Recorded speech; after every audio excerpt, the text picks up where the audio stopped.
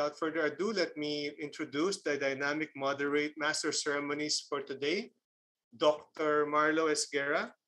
Now, he is one of our cluster head in PSGS Metro Manila chapter. He's a practicing general surgeon, cancer and laparoscopic surgeon. He is a training officer at the Department of Surgery, Manila Doctors Hospital, and also Assistant Chairman of Research at Hospital ng Manila. And without further ado, let me give the session to Dr. Marlo Esguerra. Marlo? Thank you, Billy. Good afternoon, everybody. Thank you, Billy.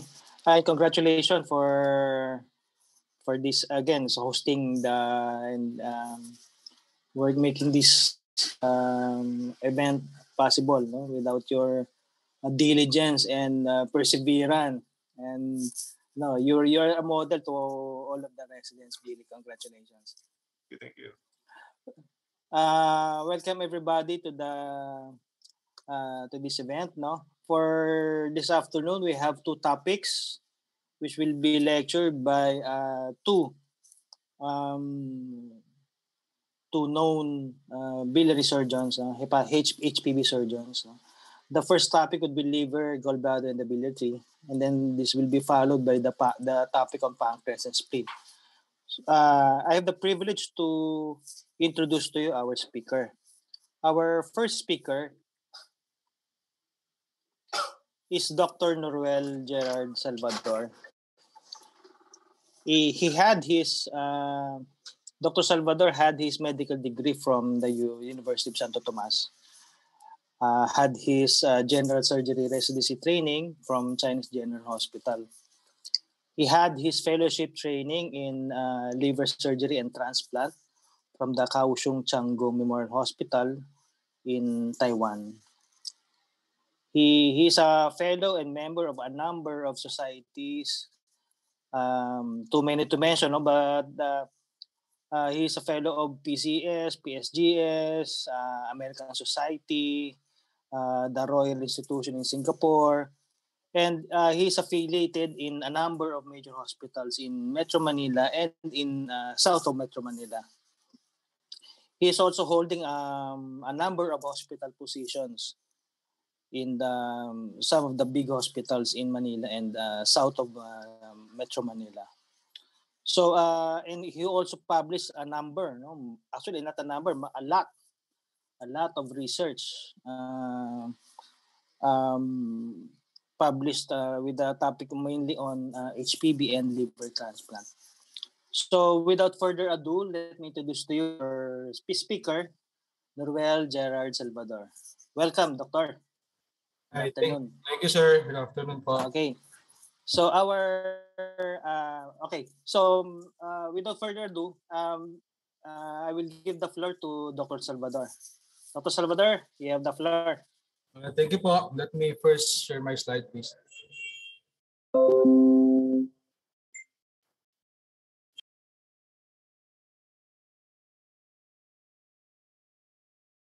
afternoon. Thank you for that introduction.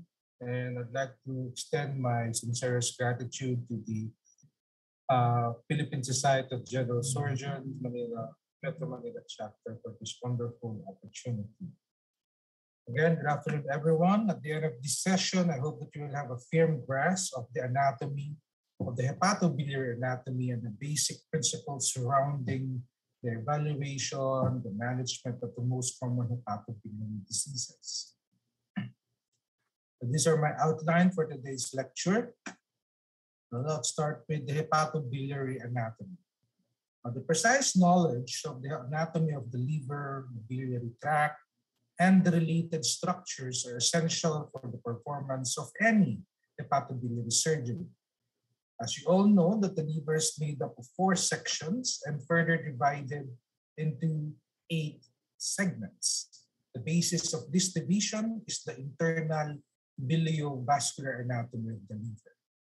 Now, the 3 main hepatic veins, the right, the middle, and the left hepatic veins within the scissurae divided the liver into 4 sections. And each sections are further divided into segments. And each of these segments receives their own portal pedicle containing the hepatic triad.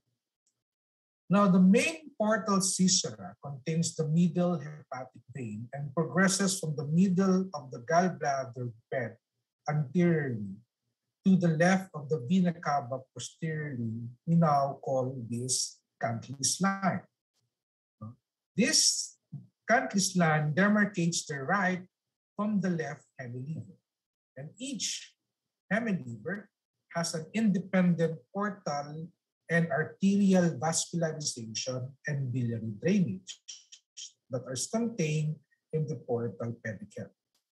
Now, this right and left levers are themselves divided into two by the remaining portal scissura. The right portal scissura containing the right hepatic vein separates the right lever into two sections, the right posterior and the right anterior section.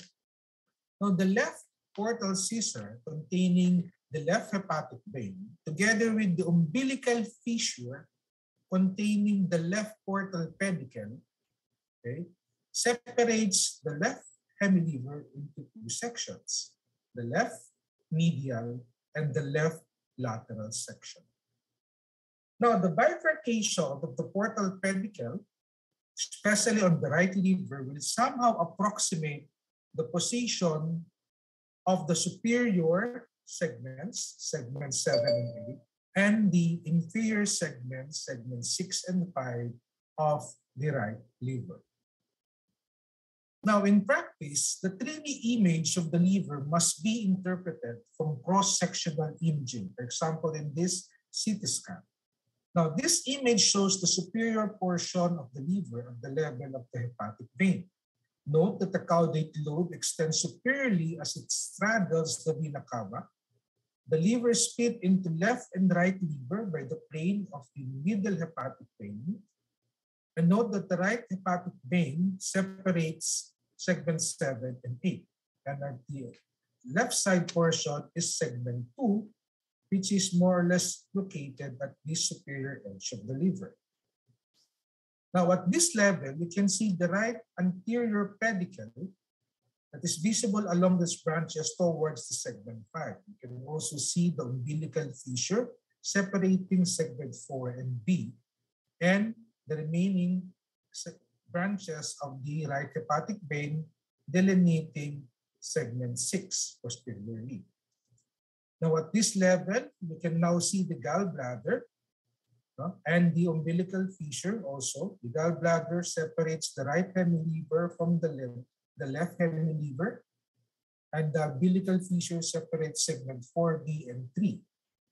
You can also see the right posterior pedicle that supplies the segment 6 posteriorly.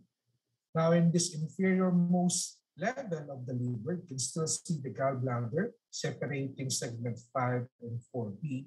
And of course, in the posterior most portion is segment 6.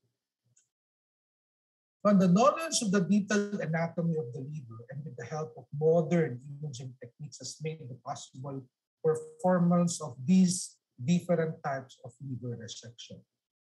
All methods of this liver resection for precise partial hepatectomy depends on the control of the inflow vasculature, the draining bile ducts, and the outflow of hepatic veins of the portion of the liver to be excised. So these are the different types of surgical resection.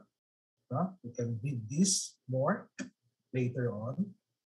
Now, more importantly, the remnant remaining, or the future liver remnant after partial hepatectomy, must be provided with an excellent portal venous inflow, hepatic arterial supply, biliary drainage, and unimpeded hepatic venous outflow, which should be evaluated prior to surgery. Now, the main bile ducts, let's go to the biliary tree. The main bile duct's mean diameter is approximately 6 millimeters. The confluence of the right and the left hepatic duct occurs at the right of the hilar fissure of the liver, the reversal fissure, anterior to the portal venous bifurcation and overlying the origin of the right branch of the portal vein. The extrahepatic segment of the right duct is short, but the left duct has a much longer extrahepatic course with the left portal vein that goes beneath segment 4 towards the umbilical fissure. Now, the biliary confluence, no, together with the portal vein and hepatic artery, is separated from the base of the liver by the hilar plate, which is actually the fusion of connective tissue enclosing the biliary and vascular elements with the Gleason's capsule. Now, the hilar plate is continuous with the cystic plate in the area of the gallbladder and in the umbilical plate at the area of the umbilical fissure. It is possible to open the hilar plate to display biliary and vascular elements to facilitate liver resection. Now, here is the arterial supply of the biliary tree that comes from arteries that are mainly located in the hepatic hilum. The bile duct may be divided into 3 segments: the hilar, the supraduodenal, and the retropancreatic area. Note that there is a rich network at the area of the hilar that is different from the supraduodenal area that only has the 3 o'clock and the 9 o'clock artery. Remember this configuration during biliary repair and biliary enteric anastomosis. Injuries also to the biliary tree and also to the vascular elements will induce recurrent strictures or strictures in the biliary tree. Now, as you can see here, is the classic description of the extrahepatic arterial portal blood supply and the biliary system. It is found approximately in only 60% of patients. And this also includes the configuration or position of the portal triad at the area of the hepatoduodenal ligament, meaning the position of the posteriorly located portal vein. Then anterior to that is the hepatic artery, and the most anterior is the biliary tree or the bile duct. Between the bile duct is more located laterally or going on the right side, and the hepatic artery is more on the medial or on the left side. Now, there are several variations in the area of the portal triad. Part of this is the hepatic artery variations that occur commonly, and the most common of this is the replaced hepatic artery, wherein the right hepatic artery comes from the superior mesenteric artery. In this position, comparing to the original position I've shown earlier, there is an additional artery that is located posterolaterally to the bile duct. Another common variation is the left hepatic artery that is from the left gastric artery.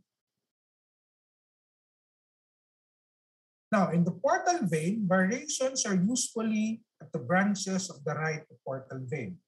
If there is variation in the portal vein, there is a higher chance of variations also in the biliary tree.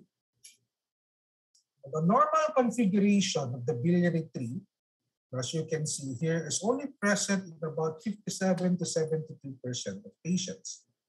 There are actual, not only in the books, but actual patients that has variations in this accuracy. Just like this one, triple confluence. This one is a right sectional duct joining to the main bile duct. This one is a right sectional duct that they join to the left hepatic duct. Also, the absence of hepatic duct confluence, and the right hepatic duct may drain into the cystic duct. Likewise, there are other several variations of the gallbladder and the cystic duct. Now, these variations must be kept in mind, especially during hepatobiliary surgery, even doing simple cholecystectomy. Now, aside from the physiologic variations, the configurations, the portal triad at the hepatoduodenal ligament may change because of post-resection changes of the liver or hypertrophy-atrophy changes, as the axis of the liver may rotate, no, depending on the cause. For example, there is atrophy in the right liver and considerable hypertrophy on the left liver, rotating the liver towards the right, making the originally posterior portal vein to become more anteriorly located. Now, in the lymphatic drainage of the liver and gallbladder, the liver drains principally to the hepatoduodenal nodes of the hilus along the hepatic artery and portal vein. Now, the gallbladder drains partly to the liver, but also via the cystic node to nodes of the hepatoduodenal ligament and to the suprapancreatic nodes. For the evaluation, as surgeons, the usual reasons why patients with hepatobiliary problems are referred to us is for us to evaluate if surgery will be beneficial for the patient. LFTs or liver function tests, you can evaluate the liver for hepatocellular injury, synthetic function, and cholestasis. For hepatocellular injury, you can use AST and ALT. However, the severity or the number or the actual result of this AST and ALT does not correlate with the severity of disease, but may suggest etiology. For example, if we use AST-ALT ratio of more than 2, it can tell us that probably the patient may have alcoholic liver disease. For synthetic function, you may use albumin, PT, and INR. Albumin is dependent on several factors, nutritional, renal problem, etc., and has a very long half-life. Therefore, albumin is not a marker of acute hepatic dysfunction. The best marker is PT and INR, although it is affected by vitamin K deficiency. For cholestasis, we can use ALP, alkaline phosphatase, and GGT. There are other diseases that may affect the ALP. Now, to confirm GGT, maybe the confirmatory test confirm elevation of ALP if it's more on the liver. Bilirubin, as we all know, the pattern of bilirubin elevation can suggest the areas of cholestasis or any areas of problem. Another laboratory or scoring system to evaluate the liver is the Child-Charcot-Clue class or the CTP class. No? Based on the presence or absence of encephalopathy, ascites, bilirubin, albumin, and prothrombin time or INR. No? You all know how to compute this, no? To evaluate patients with cirrhosis, if it's for surgery. If it's class A, 10% mortality, class B, 30% mortality, class C, almost 80% mortality with their corresponding 1-2 year survival. The model for end-stage liver disease is a linear regression. This is another scoring system that is based on 3 factors, INR, bilirubin level, and creatinine. This is principally for selecting patients for liver transplantation. However, nowadays it can be used in the non-transplant setting, wherein if the MELD score below 10, the patient can undergo elective surgery. Now, for the quantitative or the dynamic liver function test most commonly used is ICG. It's actually one of the most common tests being employed, and because this dye is cleared exclusively by the liver and has been used to evaluate liver function. ICG clearance R15 is the predictive test of operative mortality after hepatectomy. Other important uses of ICG during hepatobiliary surgery includes cholangiography, liver mapping, intra and post-operative tumor detection.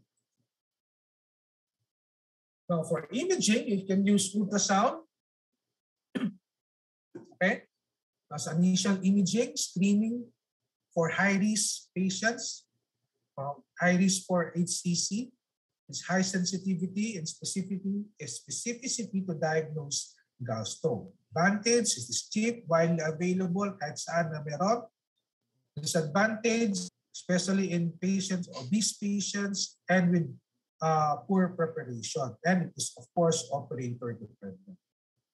Now, the hallmarks of ultrasound, intraoperative ultrasound is as of now, the gold standard in detecting liver lesion. Other several uses of ultrasound, contrast enhanced, and elastography. Now, for CT scan, it can be used for the diagnosis or evaluation of cystic and solid lesions in the liver and for preoperative planning. I have to emphasize that CT scan that should be used in hepatobiliary evaluation is triphasic CT scan because any liver tumors receive the majority of their blood supply from the hepatic artery. Thus, these lesions are well delineated in the arterial phase. However, the disadvantage is it has ionizing radiation and is more expensive than ultrasound. Another use of CT scan is in volumetry. The arterial and portal phase images allows for non-invasive mapping of the hepatic, arterial, and venous anatomy. And this information is very crucial in the pre-op planning for patients undergoing surgery. So volumetry studies also aids in calculating future liver number. For MRI, it is best to use MRI when differentiating cirrhotic nodules from actual tumors. Okay, and it is complementary to CT scan. It has no ionizing radiation, and however, this disadvantage is cost and availability. Not especially in the far-flung places in our country, there is no MRI. Special uses includes the non-invasive mapping of the biliary via MRCP, and the use of liver-specific contrast. When you use this liver-specific contrast, MRI may be better than CT in evaluation of liver lesions.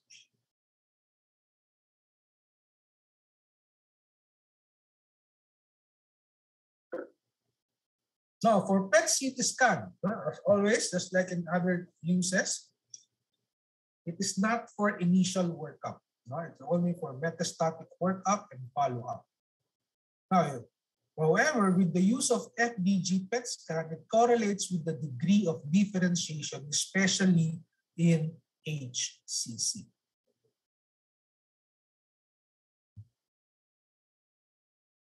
Now let's go to basic principles of liver surgery. Precise knowledge of anatomy of the liver, biliary tract, and related structures are essential for the performance of any hepatobiliary surgery. Now, the overriding principle of liver surgery is to achieve complete resection with adequate functional liver remnant. And the successful outcome rely on the intricate knowledge of functional anatomy, meticulous attention to patient selection, surgical technique, and perioperative care. In the interest of time, we shall not be able to tackle everything here. Now, the minimum future liver remnant really depends on factors related to liver function and the presence and severity of the underlying liver disease. In patients with normal liver, smaller FLR volume can be adequate for a rapid recovery after resection. In contrast, in diseased liver, patients with steatosis or worse, post-chemotherapy liver disease, chronic hepatitis, cholestasis, and cirrhosis should have a larger remnant liver is necessary, no, to avoid post-hepatectomy liver failure. PHLF or post-hepatectomy liver failure is closely related to the volume and function of the remnant liver. These two variables are the major determinants of adequacy of future liver remnant after resection. The assessment of FLR with imaging technique is necessary because significant inter-patient variation exists in segmental liver volume. CT or MRI-based volumetric analysis is most commonly used and effective tool to assess the volume of a resection. And as complementary with liver volumetry, another method is to calculate the total liver volume and the volume of the future liver remnant based on the body surface area. This is what we use usually here in our country or the certain institution outside our country. Now, in this decision algorithm, it uses the conventional test that includes the components of the Child's Pugh score and the ICGR-15 to evaluate liver function of patients with cirrhosis and HCC and decide the safe limit of hepatectomy. Patients who show signs of decompensated cirrhosis as reflected on elevated bilirubin level or uncontrolled ascites, hepatectomy is not indicated. In patients without ascites, normal bilirubin, this is where we can use fully ICGR-15 to determine the extent of liver, safe extent of liver resection.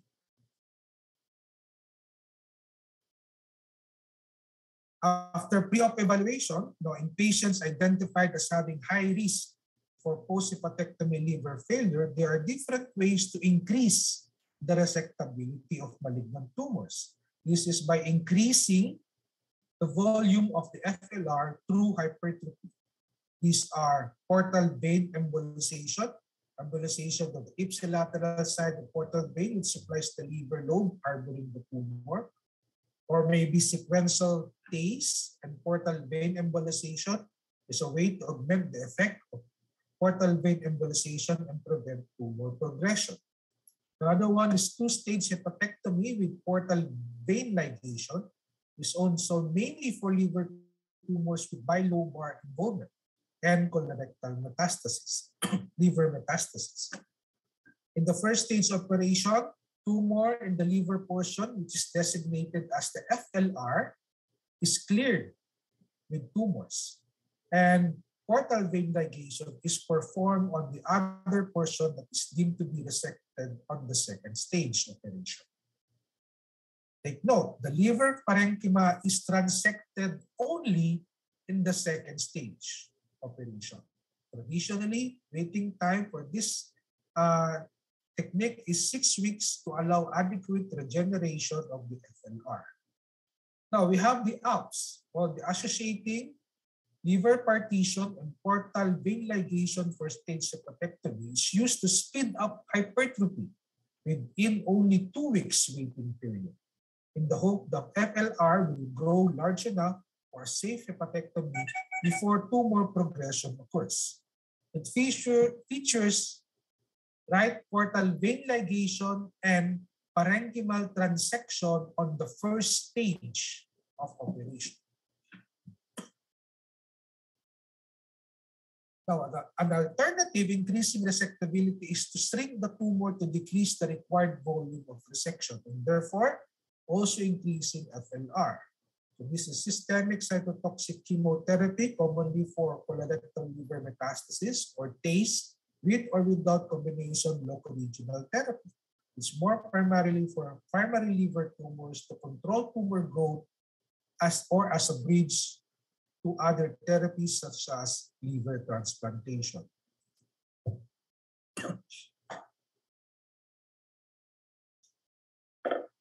Now for the liver lesions itself. Liver lesions can be benign and malignant. Benign can be abscess, cyst, hemangioma, etc. Malignant can be HCC, cholangiocarcinoma, gallbladder, or the most common is metastatic colorectal cancer and other metastatic diseases. Now, for the benign, basically for liver abscess, we should generally talk about two kinds, pyogenic and amoebic liver abscess. Most common is pyogenic liver abscess, and basically from biliary infection spread from GI infection or other sites of infection spread via hematogenous route. No? Pyogenic is polymicrobial in etiology. For amoebic, cause is entamoeba histolytica with etiologies with patients having to travel in endemic areas. More or less, the clinical manifestation is the same. No? However, the diagnostic is for CT scan. Later on, I will show you a representative sample for pyogenic and amoebic. Now, for the treatment, broad-spectrum antibiotics is enough sometimes, but if there is no improvement, percutaneous drainage is warranted. For amoebic liver abscess, metronidazole drainage is rarely required. If ever the drainage will be done, you can see the characteristic anchovy or chocolate paste characteristic of the drain. Sample image for pyogenic liver abscess, you can see here. He demonstrates a large gas-containing abscess in the right lobe, usually in this area, available for percutaneous CT-guided drainage. The amoebic liver abscess, you can see contrast-enhanced compute CT scan shows peripheral solid part and the central liquefied part. Okay. Now, for simple hepatic cyst, as if it's asymptomatic, kahit gaano kalaki, no treatment. There's 100% recurrence rate if you will do aspiration alone. If there is symptoms, you can do laparoscopic cyst fenestration of the cyst. If there is concern for malignancy, any other concern, the capsule should be sent for pathology, and also aspirate. The aspirate should be sent for cytology. For benign liver tumors, the most common are hemangioma, FNH, and adenoma. Most common of these is hemangioma. It is a congenital vascular malformation in women, usually solitary, and usually asymptomatic. Okay. The more than 5 centimeter hemangioma can usually cause pain because of compression, and it rarely ruptures. If it's asymptomatic, regardless of size, you can only observe. If it has symptoms like pain and any other symptoms, but you need to resect the hemangioma. Now, the second most common liver tumors, focal nodular hyperplasia, usually in women. There is no completely benign, no bleeding risk. So therefore, you can only observe these patients with FNH. For adenoma, it is rare. It is associated with OCP and steroid use. And there is an increased chance of malignant transformation and a higher risk of fracture. Because of this, there are treatment should be followed. Okay? Clinical manifestation includes pain, abdominal fullness. If there is rupture, there is bleeding or signs of bleeding.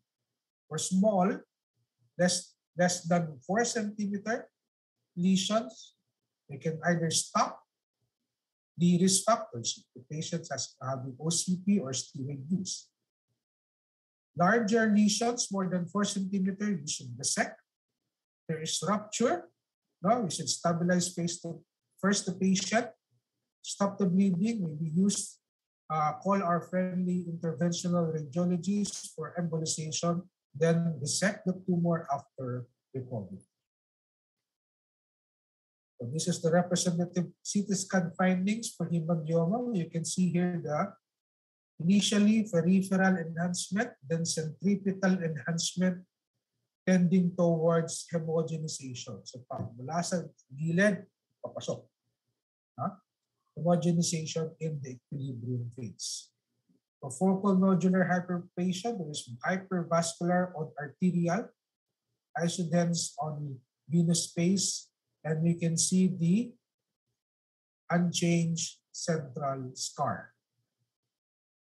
For adenoma, the sharply defined borders can be confused with metastatic tumors. With venous phase contrast, they can look hypodense or isodense in comparison with the background of the liver. Arterial phase can have a subtle hypervascular enhancement often seen. Now let's go to the primary cancer of the liver. HCC, or hepatocellular carcinoma, is the fourth leading cause of cancer death in the world. It's the fourth leading cause of cancer in PH, with new cases almost equal to new deaths. Risk factors includes HBV, HCC, and cirrhosis of any cause. In the Philippines, 60% of HCC are caused by hepatitis B virus. Now, HCC usually has no symptoms attributable to HCC. Most of their symptoms are related to the cirrhosis. Usually diagnosed at advanced stage, and there are some 10 to 30% of patients at initial presentation already have extrahepatic disease. So because of this severe presentation, the 5-year survival is only 12% or 6 to 12 months survival. Because of this, also because of the natural history of the disease of HCC, what we should do is screen patients or identify patients who are high risk for HCC. So who are these patients? Patients with cirrhosis of any cause. Non-cirrhotic but with hepatitis B virus, or with any of the following: active hepatitis, family history of HCC, Asian males, females with these respective ages. Now, there's also a scoring, or what we call modified page B score, which is based only on patient's age, gender, baseline platelet counts, and serum albumin at treatment initiation. It represents a reliable and easy available risk score to predict HCC development during the first 5 years of antiviral treatment in Asian patients with chronic hepatitis B. So this is the corresponding interpretation based on risk. Also, patients with chronic hepatitis C and patients with advanced liver cirrhosis are high-risk patients. So what we should do to this high-risk patient, we should monitor them or surveillance them via ultrasound every 6 months, and we shall reserve CT scan or MRI if there is findings in the ultrasound, especially if it's more than 1 centimeter. We will use these guidelines or this algorithm. There is finding but less than 1 centimeter. We can shorten the duration of the monitoring to 4 months and establish if there is growing or changing patterns. Now, if there is growing, changing patterns of more than 1 centimeter at initial evaluation, we should do CT scan or MRI. Now, if there is diagnostic characteristic of CT scan for having HCC, then it is diagnosed as HCC. But if there is questionable results in CT scan or MRI, you can do a complementary CT or MRI until we get the hallmark imaging. But if there is still none, uncertainty of diagnosis, biopsy. That is the time that we can biopsy such tumors. Again, the diagnosis is to have the characteristic lesion in the CT scan or MRI with or without elevated AFP. Liver biopsy is reserved only for diagnostic uncertainty. Now, these are not, if the breast cancer has BI-RADS, HCC has LRADS. You can access this link to have this descriptions of the different DRADs, DRAD 0, 1, 2, 3, and 5. For AFP, no, not used as a primary surveillance test for HCC because of its low sensitivity. AFP levels do not correlate with the severity, but it correlates more or less with the tumor size, especially to the thousands. Yung level niya. Levels greater than 400 in the high-risk patients are nearly diagnostic of HCC, but we should not confine ourselves with just AFP alone. We should have the characteristic image findings. There are left around 20% of patients with HCC that are associated with such AFP levels. Or there are patients with HCC that has normal AFP levels. But this is the representative example of a CT scan. You can see usually CT scans are made in the portovenous area, portovenous space. No? So you can, this portovenous space, you can only see two lesions. On triphasic, when there is an arterial phase, you can see more lesions from the same patient. So the characteristic CT scan findings is hypervascular relative to the liver parenchyma during the arterial phase with washed out of the contrast during the latter phase. In the MRI, the characteristic lesion is low intensity pattern on T1, high intensity pattern on T1, low intensity and high intensity pattern in T2. So once diagnosed, what we should do? Surgery is the mainstay of treatment for HCC, best outcome of any treatment in well-selected candidates with a 5-year survival of 80 or more. Or more for those high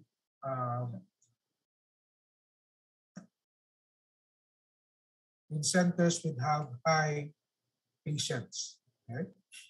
Liver, when you say surgery, this is liver resection and transplantation. It's the first option with early tumors and extended to other stages after non-surgical tumor downstaging.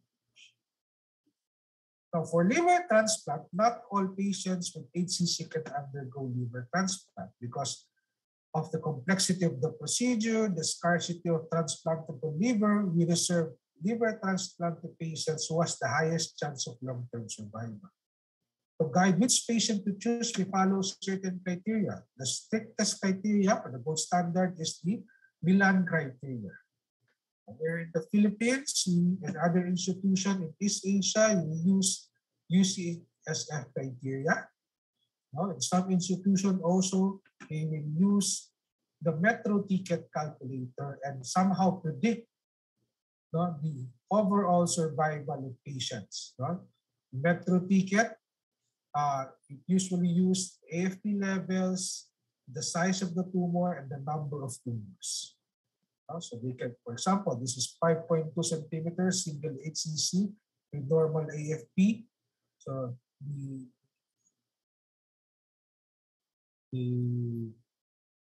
it has a overall survival of 90.8%. 5-year predicted HCC specific survival after liver transplantation is 90.8%.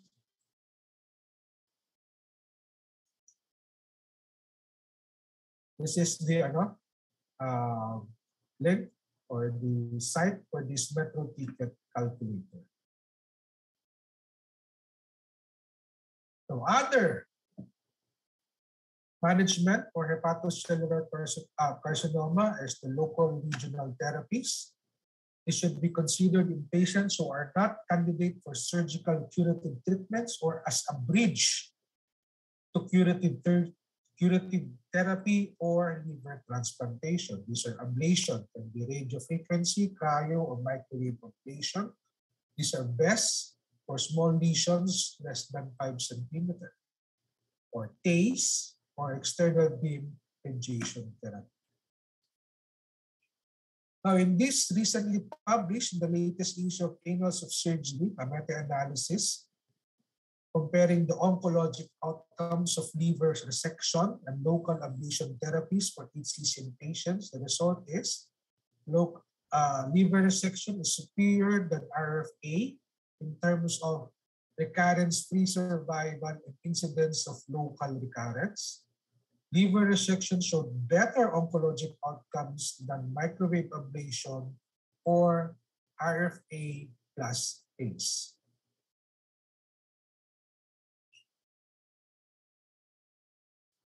So you can stage HCC using TNM staging. However, this staging fails to account for the degree of liver dysfunction and patient's performance status, which determines the feasibility of treatment and the need to be considered in making clinical decisions in patients with HCC. Therefore, we use this staging system. Although there is not one universally accepted staging system, the BCLC or the Barcelona Liver Clinic may offer the most prognostic information because it includes an assessment of the tumor burden, liver function, and the performance status, and thereby has been endorsed by societies specializing in liver disease. The prognostic ability of the BCLC has been validated in European, American, and Asian populations. So you can use it here in the Philippines. The value of BCLC is in its ability to stratify the survival of patients with HCC among the substrata 0, A, B, C, and D, and also suggest treatment options in the different stages that will be applied directly to patient care. Well, going to cholangiocarcinoma, typically classified as either intrahepatic or extrahepatic disease. Risk factors includes primary sclerosing cholangitis, bile duct stones, choledochal cysts, liver fluke, infections, hepatitis B, hepatitis C, or basically anything that causes chronic inflammation of the bile duct. When you say intrahepatic, so intrahepatic. When you say extrahepatic, it can be either perihilar or hilar or distal extrahepatic. Tumor markers used in cholangiocarcinoma according to NCCN, the CAA and CA99 are baseline tests and should not be done to confirm diagnosis because they have limited specificity and sensitivity and frequently elevated in patients with various benign conditions. Now, according to NCCN, for management of intrahepatic cholangiocarcinoma, see here as in the workup, the main consideration is to differentiate from other primary and metastatic liver tumors. The referred initial workup will be the triphasic CT scan or an MRI with contrast. Biopsy is not needed unless there is diagnostic uncertainty. Now, the role of the workup is to determine resectability. And with this determination, which I should emphasize the role, very important role of multidisciplinary team approach to determine resectability. So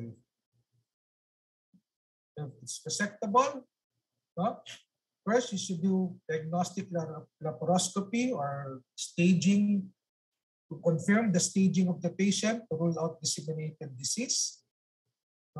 There's lymph node metastasis, past the portahepatis and distant mets, there's contraindicated resection. Multifocal liver disease is generally not amenable to resection. Hepatic resection with negative margin is the goal.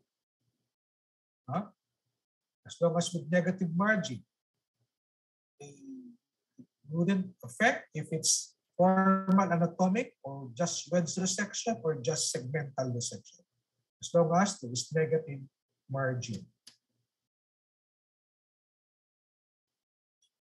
Now, for extrahepatic cholangiocarcinoma, again, focus on the workup. Again, to differentiate other primary and metastatic liver tumors. For this, extrahepatic, usually patients are jaundice, so you should MRCP is the preferred initial imaging of choice. Again, biopsy is not needed unless there is diagnostic uncertainty. Evaluation is again to determine resectability of the tumor. And again, I have to emphasize the importance of multidisciplinary team approach.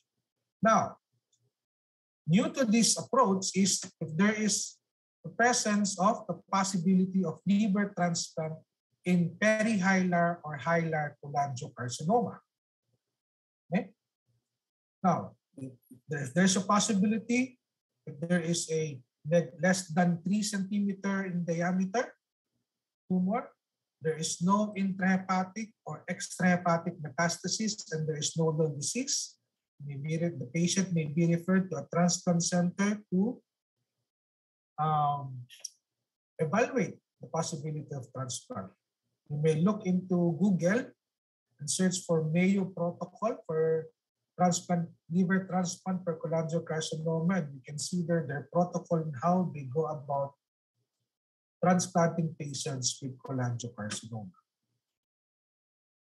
So for extrahepatic cholangio-CA, basic principle is complete resection with negative margins and regional lymphadenopathy. For hilar carcinoma, in order to be resectable, contralateral hemiliver must have intact, normal, yung FLR, must have an intact arterial portal flow and biliary drainage, uninvolved with tumor. Reconstruction is usually generally via Roux-en-Y hepatico-J. For distal cholangiogram, you have no choice to undergo whip or procedure. Now, frozen section for proximal and distal bile duct is recommended. Further resection can be carried out. Okay, that's it for cholangio-CA. Let's go to metastatic liver tumor. Now, compared to the conventional indication, we have now a more modern aggressive approach in approaching metastatic liver tumor, especially for hepatic colorectal metastasis. We have no limits in the number of metastases or nodules, no limits in the size. The only limit is the future liver remnant. Okay? Even if there is extrahepatic disease, specifically if there is pulmonary metastasis, the pulmonary metastasis can be resected. Initially, more than 1 centimeter is recommended, but as long as the biopsy, the pathologic margin is negative, it will be done, it will be labeled as negative margin.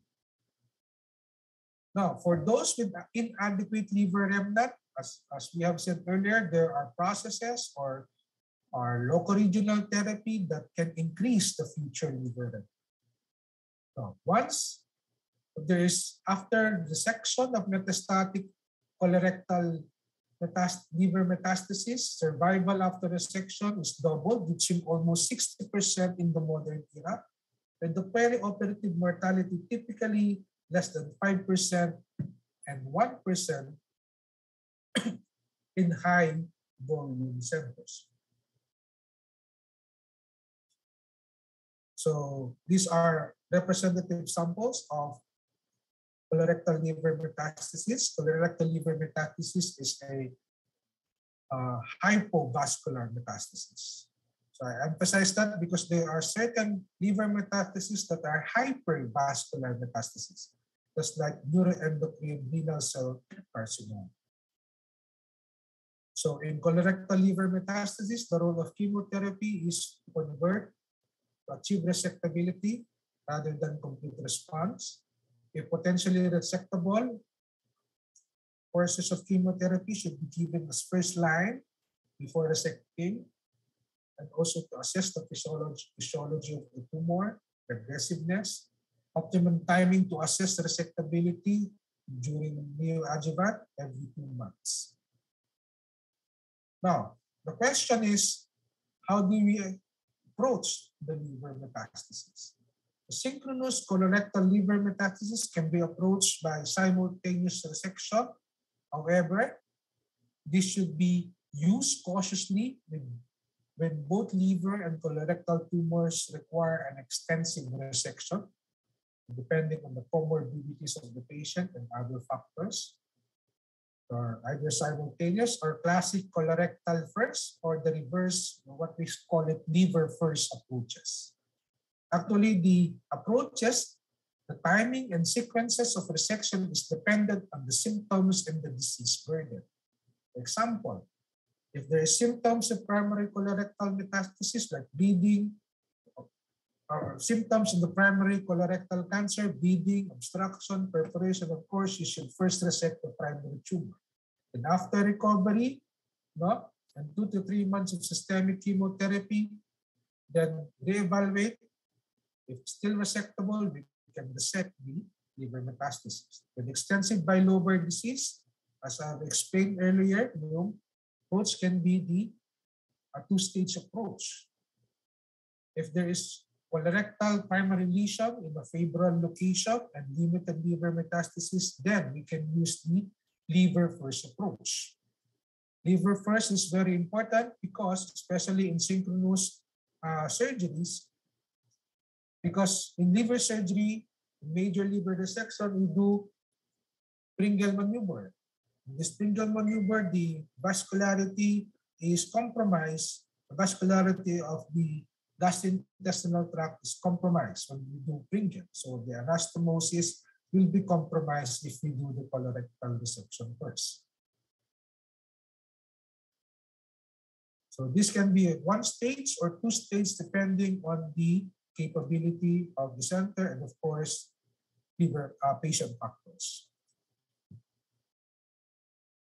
Another approach is parenchymal sparing dissections, which can achieve similar oncologic outcomes to those of anatomic resection while preserving greater hepatic reserve.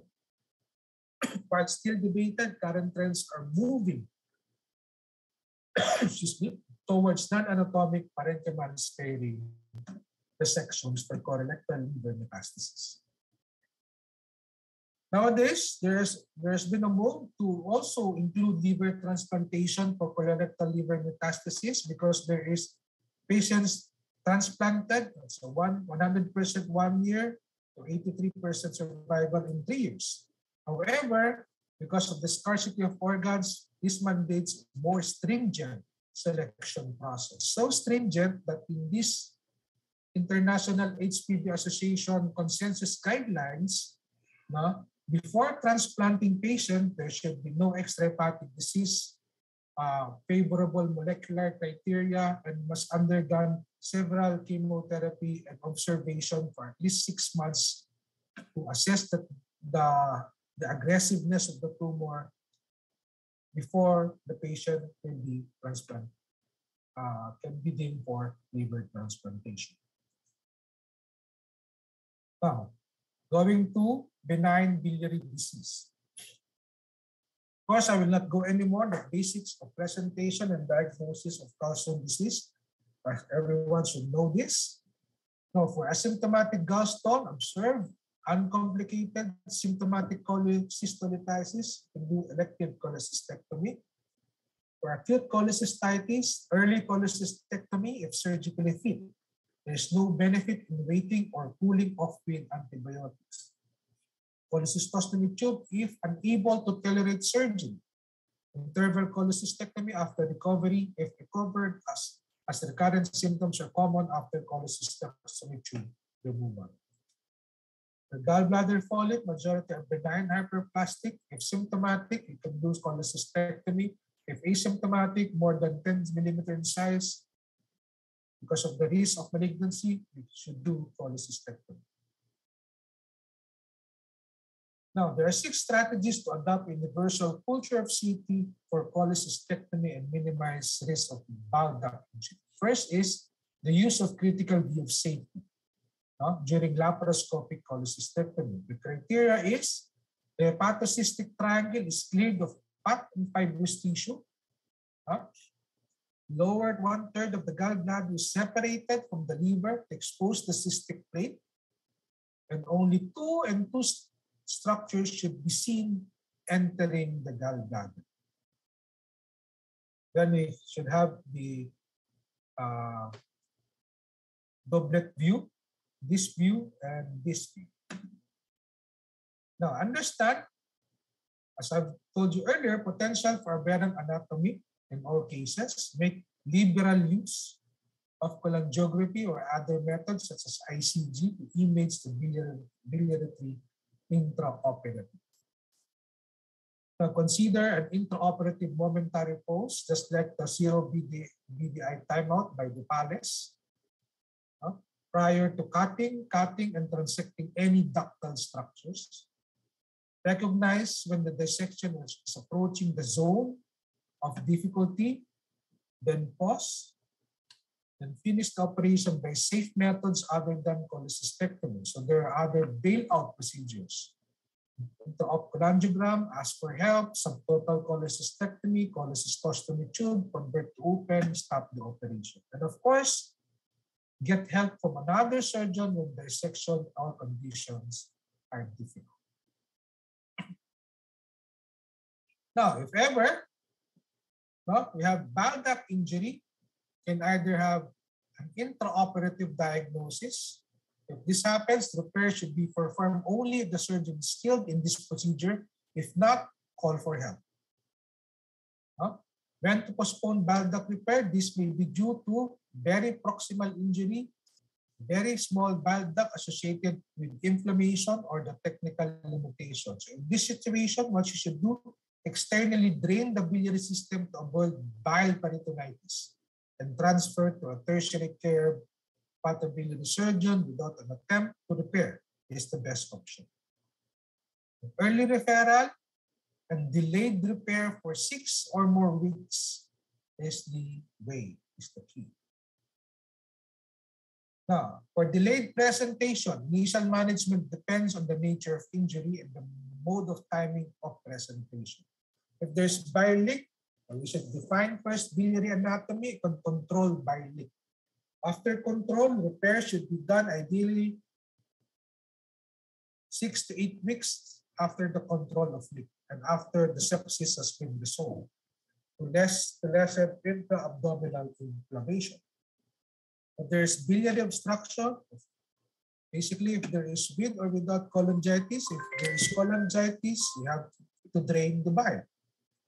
If there's without cholangitis, we can map out using MRCP and plan the procedure for operative repair.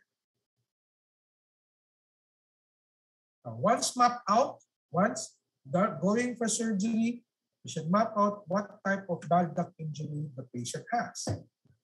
So the goal of operative management is establishment of bile flow into the proximal GIT. This is to prevent cholangitis, sludge, stone formation, restricture. And this goal is best accomplished with tension-free anastomosis between healthy tissues. Based on Strasberg A, B, C, D, if segmental or accessory duct injury, it depends on the size. There's less than 3 millimeter duct, ligate, you can just ligate. More than 3 millimeter, you have to do the operative repair. If there's choledochotomy, usually a single clip across the bile, remove the clip. If it's small, you can close using 4 or 5-0 observable suture. T-tube may be necessary if the choledochotomy is large. Place closed suction drain to control any post-operative bile leak.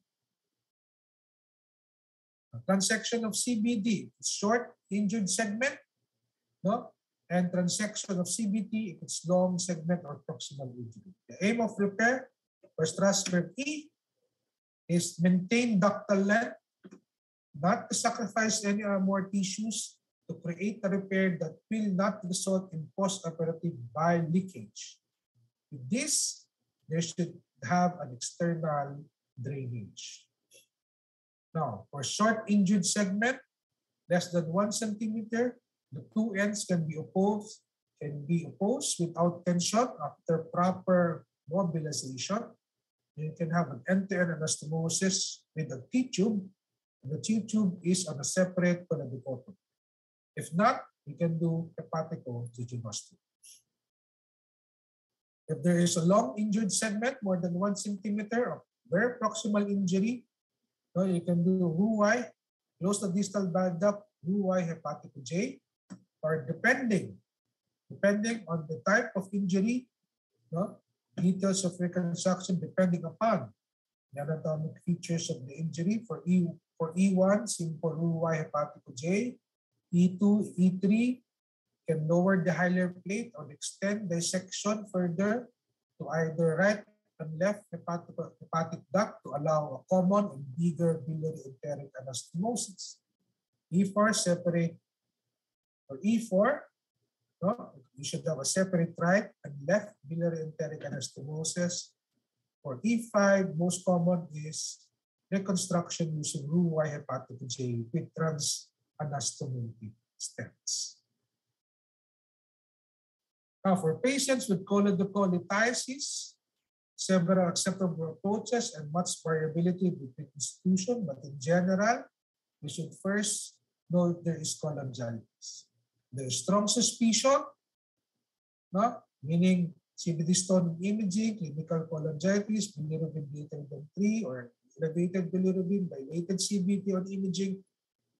Consider pre-op ERCP and clearance, or the clearance, or if without ERCP or ERCP failure, IOC with CBD exploration can be done. Moderate suspicion, whether abnormal liver test, etc. You can do MRCP to map out or intraoperative cholangiogram prior to cholecystectomy. No suspicion, there is no signs of choledocholytiasis, there is no further investigation needed. For CBD stones identified during IOC, you can do flashing, CBD exploration. If your institution have choledoscope, why not? We use them. Of course, you should know first that if there's the presence of cholangitis. You can download the app of Tokyo Guidelines 2018. It can be downloaded in iOS or Android. It can tell you the diagnostic. It can confirm if you have a suspected or definitive diagnosis for acute cholangitis. If you have acute cholangitis, it can tell you the severity of the cholangitis and can also tell you what to do depending on the severity. So may calculator yan, meron up yan. Now just download it. So other benign biliary cysts, choledochal cysts, a known etiology, but most likely secondary to anomalous biliary pancreatic duct junction with reflux of pancreatic enzyme. Based on classification, the treatment is dependent based on the classification. Type 1, resection of with hepatico-jejunostomy. Type 2, excision of cysts, likely with Roux-Y biliary enteric reconstruction. Type 3, usually uncommon.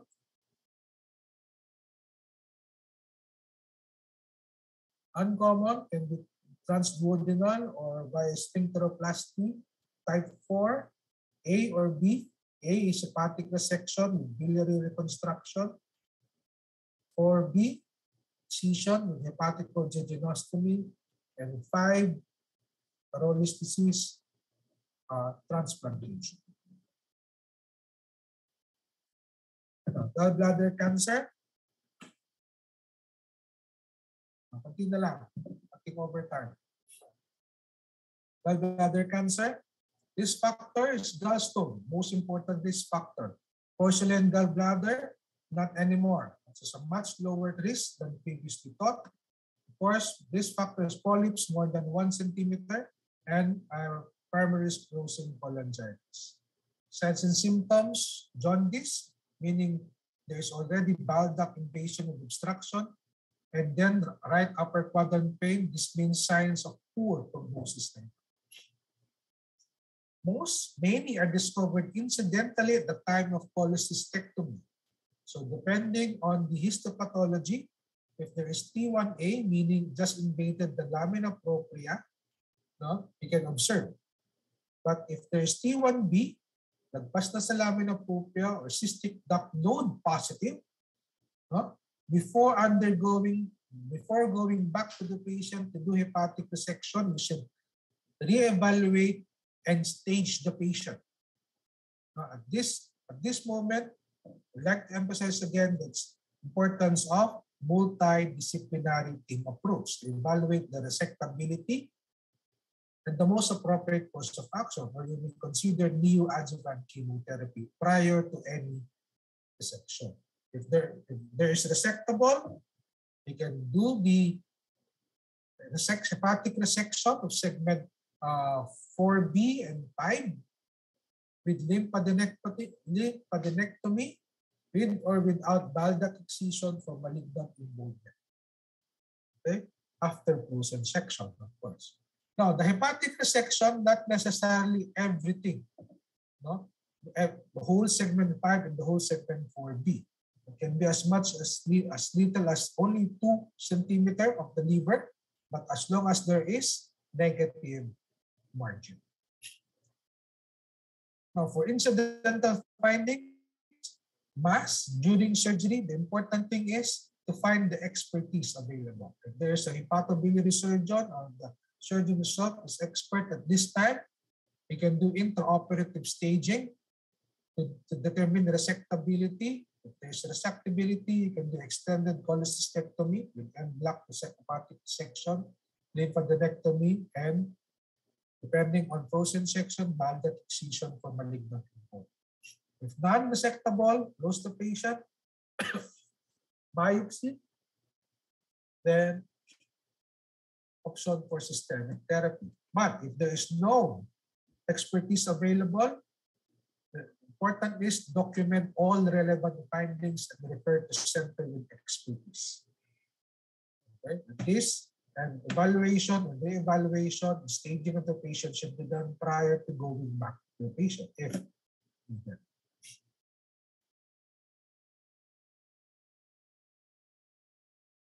There is mass on imaging pre-operatively. Of course, you should mass or there is jaundice.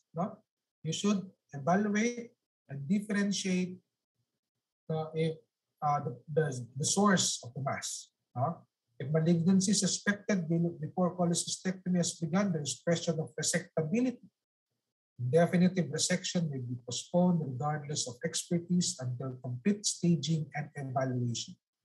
Document all findings, consider biopsy, using corneal if chemotherapy is anticipated. Now, if you are asking what is the difference, there's a difference if the mass is in the peritoneal side or in the hepatic side. So this study answer all of that question.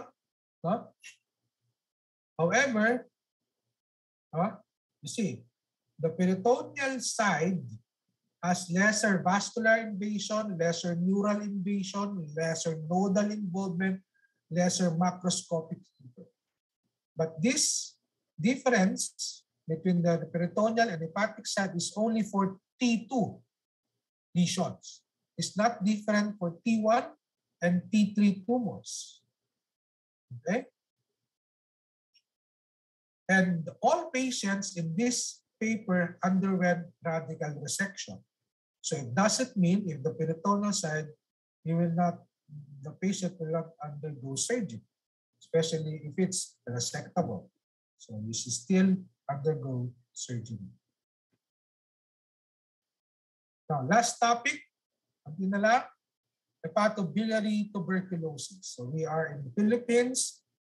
Sabi nga nila, hindi ka Pinoy kung wala kang or hindi ka nakaranas o wala kang kamag-anak na may TB. Anyway, so hepatic tuberculosis, less than 1% of all TB cases. may present at any age group, but most common among young adults. May occur as disseminated as biliary TB or can be localized in the liver or in the biliary tree. Clinical presentation often non-specific. Most common is pain, right upper quadrant pain, and the derangement in the liver function test depends on the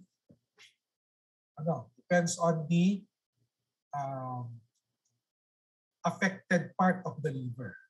More on the hepatic cells, there's abnormal ALT, AST. If it's more on the biliary tree, there is elevation of the ALT and bilirubins. Biopsy is often needed to obtain definitive histological diagnosis. In the biliary type, more common is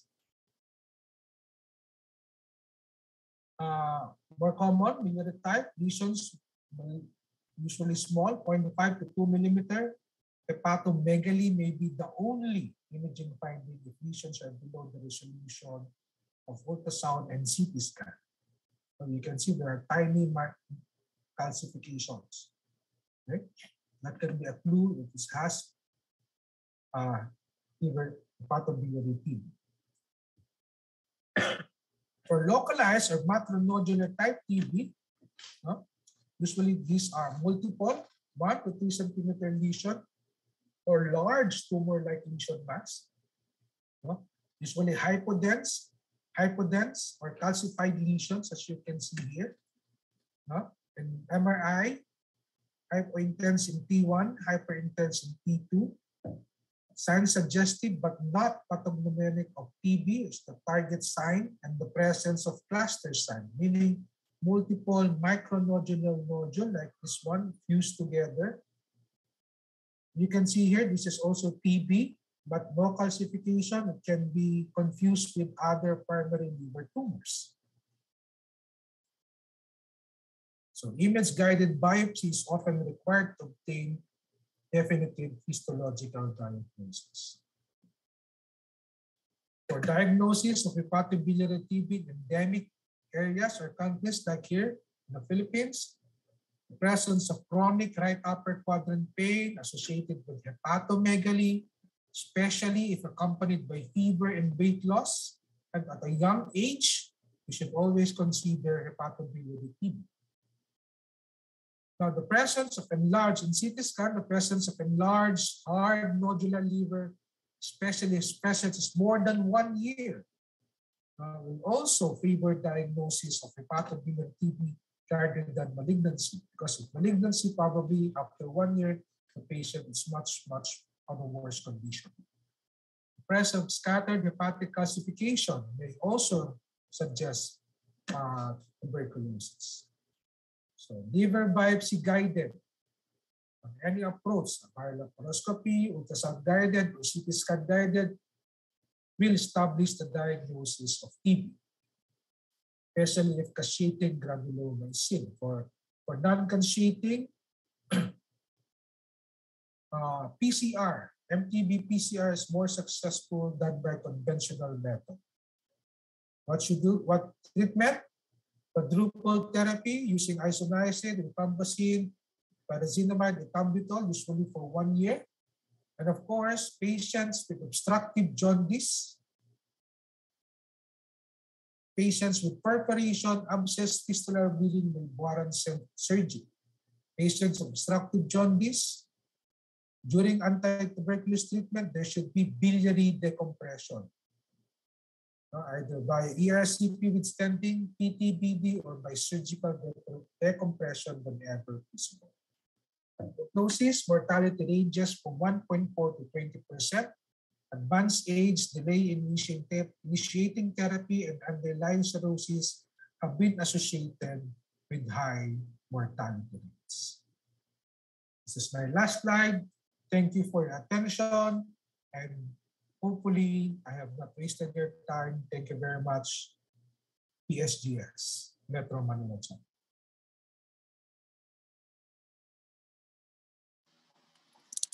Thank you, Dr. Salvador.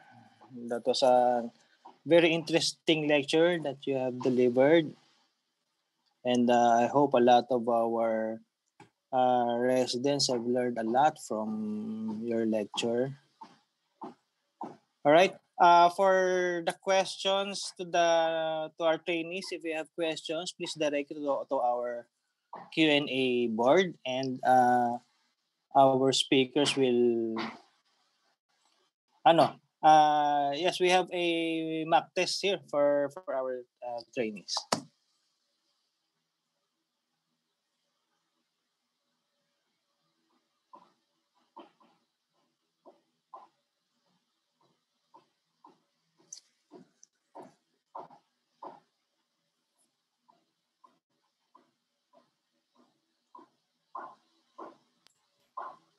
So to answer the mock test, in an isolated number one, in isolated elevation of ALT, what test has the highest negative predictive value that will confirm the cause of alkaline phosphatase elevation if it's hepatic in origin? So that is B, GGT.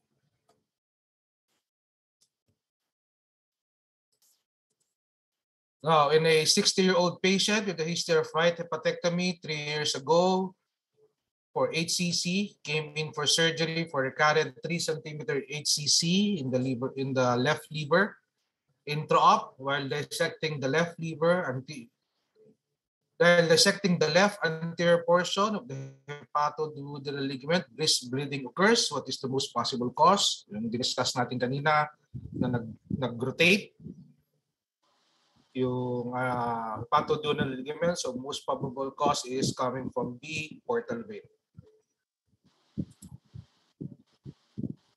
Now, the management of patients with asymptomatic cholelithiasis and a 5 millimeter gallbladder polyp. So that is easy lang yan, cholecystectomy.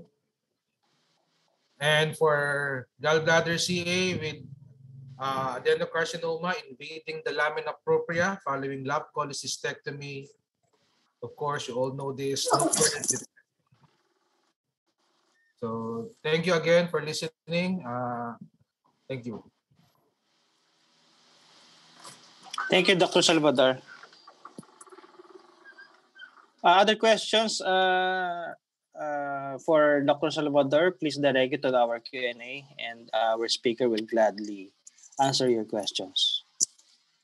Yes, please. Okay, for our next speaker, for our next lecture. Okay, for our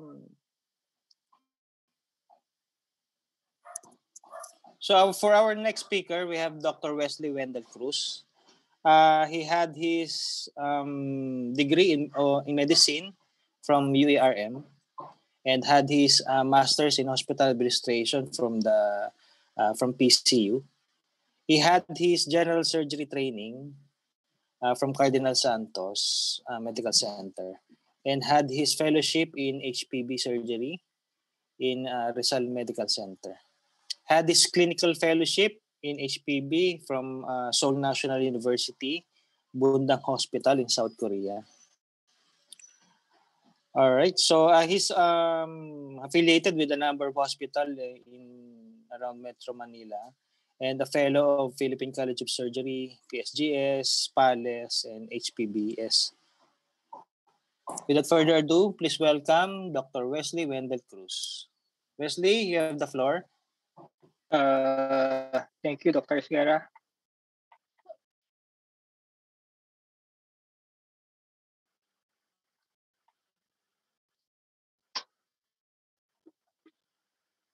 Okay, can everyone hear me? So, good afternoon, everyone. I thank PSGS and the organizers of this event, Unilab also, for sponsoring this event. I hope to give you a grasp of some of the topics of the pancreas and spleen. So our topics that I will tackle for this afternoon for the inflammatory acute pancreatitis, chronic pancreatitis, and some of their complications, and the neoplasms such as the cystic neoplasms of the pancreas, pancreatic exocrine neoplasm, and some of the pancreatic endocrine neoplasm. So for the pancreas, it is a retroperitoneal organ. Because of this, pain is associated with pancreatitis, and usually the pain is epigastric and vague, and it's radiating to the back. So some of the neoplasms in pancreas usually present late onsets of vague abdominal pain. So here we can see that the pancreas slopes upward from C-loop of the duodenum to the splenic hilum. So anteriorly, you can see the stomach and the liver. To its right, the duodenum and the posterior portion of the liver. To the left is the spleen, and posteriorly, the major vessels, which is the portal vein, the uh, the SMA or superior mesenteric artery, and the left kidney. So the neck is directly over the portal vein and overlies the vertebral body L1 and L2. So during a blunt trauma, usually it compresses the neck or the pancreatic neck over the spine, causing the parenchyma or ductal injuries. Uh, again, the important landmark is the portal vein because it divides the pancreas into two halves, the head and the body to the tail. So the common bile duct runs posteriorly to the pancreatic head and joins the pancreatic duct at the level of the ampulla obvator. So in embryology, the duct of Wirsung comes from the ventral bud and connects, and this is where the bile duct connects. While the duct of Santorini from the larger dorsal bud, it connects the duodenum. So the two ducts fuse in most cases, such that the majority of the pancreas drains through the duct of Wirsung to the major papilla. 30% the duct of Santorini develops into blind accessory duct, and 10% the two ducts do not combine. So it is called pancreatic diversion. So the union of the common bile duct and the pancreatic duct has three variations.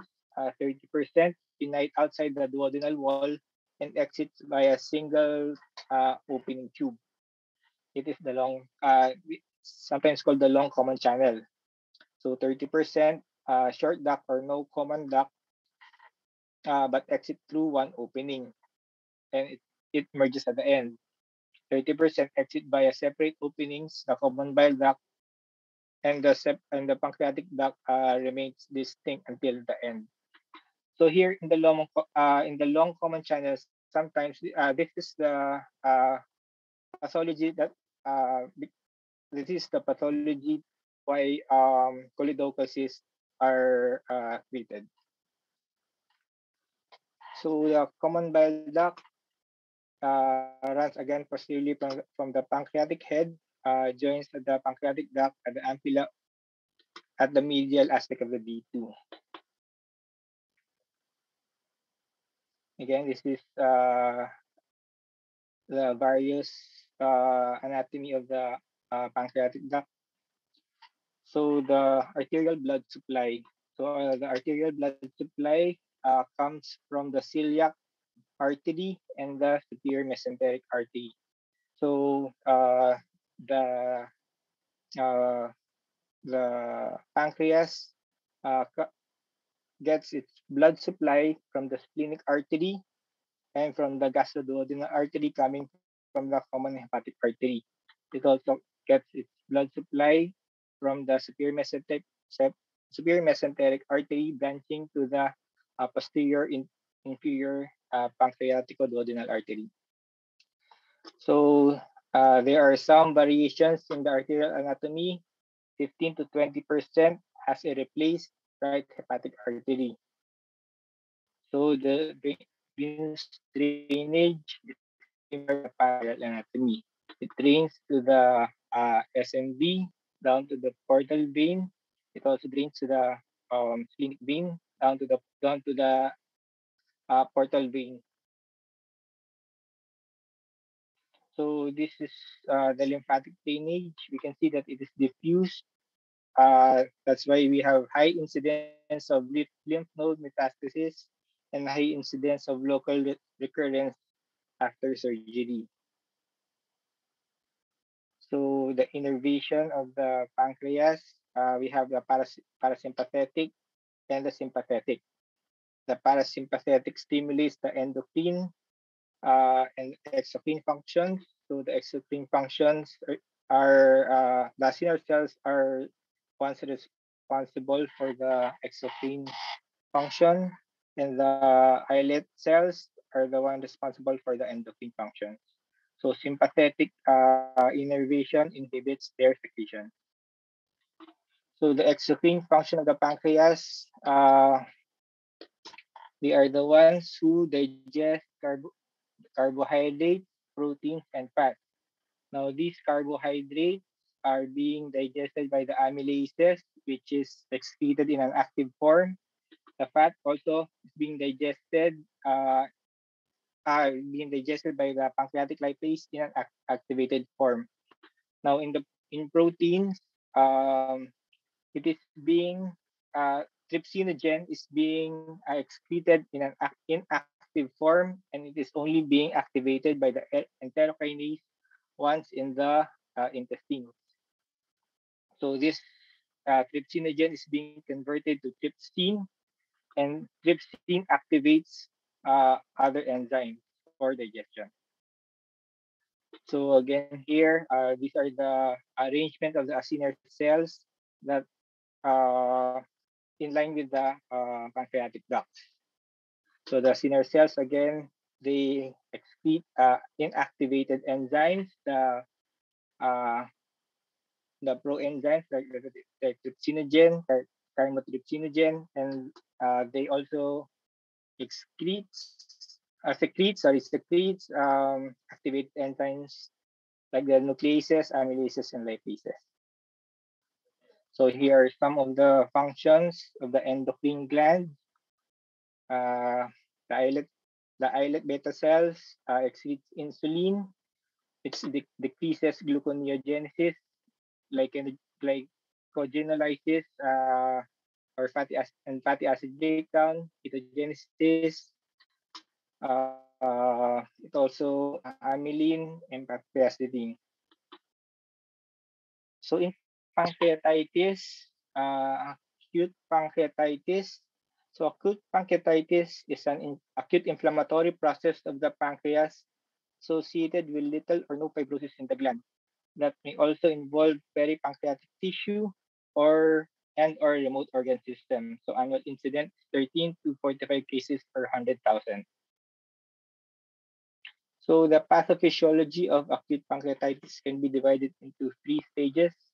The first stage, there is premature activation of trypsin with the pancreatic acinar cells, secondary to cleavage of trypsinogen to trypsin by cathepsin B, and decreased activity of pancreatic trypsin inhibitors, which then leads to secretion of various pancreatic digestive enzymes that are injurious to the organ. So the second stage, there is the intrapancreatic inflammation. The third stage is characterized by extra hepatic, extra pancreatic inflammation. So in both phases, there is an activation of inflammatory cells by cytokines and migration of the activated inflammatory cells into areas of inflammation, resulting in a systemic inflammatory response which could lead to multiple organ dysfunction and or pancreatic cirrhosis. So the factors that determine severity of pancreatitis are not clearly established, but may due to a balance between pro-inflammatory and anti-inflammatory factors. So acute pancreatitis in its severe form have a mortality rate as high as 30%. Thus, the importance of standardized, up-to-date, evidence-based treatment guidelines have been underlined in recent years. In 1992, an international symposium held in Atlanta was done in order to establish clinically based classification system for acute pancreatitis. The goal was to establish international standards of definition of acute pancreatitis and its complications in order to make possible valid comparisons of severity of illnesses and result of therapy, as well as to establish criteria for proper patient selection. So in 2012, these guidelines were revised and updated, facilitating ease of international communication. So simply put it this way, the diagnosis of acute pancreatitis is established by the presence of two of the following three features. So upper abdominal pain consistent with the disease, serum amylase or lipase greater than 3 times the upper limit of normal, and or characteristic findings of abdominal imaging. So alcoholism and gallstone are the primary cause of acute pancreatitis, usually in mild and moderate forms, but in severe forms, usually it's post-traumatic. So in acute pancreatitis, a rise in serum amylase activity occurs within 5 to 8 hours of symptoms onset, with maximal concentration seen in 12 to 72 hours. Levels return to normal by the third or fourth day, a four-fold to six-fold elevation in amylase activity above the upper reference limit is usual. The magnitude of elevation of serum enzymes activity is not related to the severity of pancreatic involvement. However, the greater the rise, the greater the probability of acute pancreatitis. After an attack of acute pancreatitis, serum lipase activity increases within 4 to 8 hours, peak at about 24 hours, and decrease within 8 to 14 days. So mas matagal. So various studies have shown serum lipase to be better marker than serum amylase for the diagnosis of acute pancreatitis due to its higher sensitivity and specificity. However, it is important to note that non-specific elevation of lipase may be seen in other diseases such as small bowel obstruction, perforated gut ulcers, and interpretations should be done with caution. So regarding the routine use of diagnostic imaging modalities for acute pancreatitis, it was stressed in the revised classification that not every patient requires pancreatic imaging to make the diagnosis, provided the clinical picture is consistent with that of acute pancreatitis. So CT scan and MRI should only be reserved in cases of diagnostic uncertainty. In severe forms where you want to distinguish between interstitial and necrotizing pancreatitis, in patients who fail to respond clinically despite initial aggressive treatment and after 1 week in order to evaluate the local complications.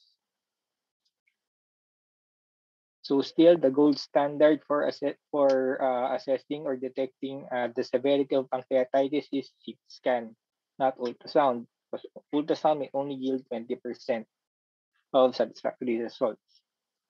So there are two different forms of acute pancreatitis, the initial edematous type and the necrotizing pancreatitis.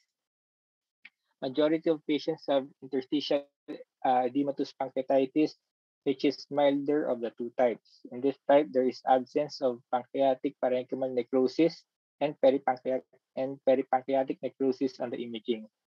There is noted diffuse enlargement of the pancreas secondary to inflammation and edema. So this form usually resolves in a week. So in contrast, necrotizing pancreatitis is defined by the presence of necrotic debris in the pancreas. So here we can see some representative image of the two types. So on your left is an example of interstitial edematous pancreatitis. As you can see, the pancreas enhances slowly on arterial phase or late arterial phase with the arrow showing peripancreatic stranding.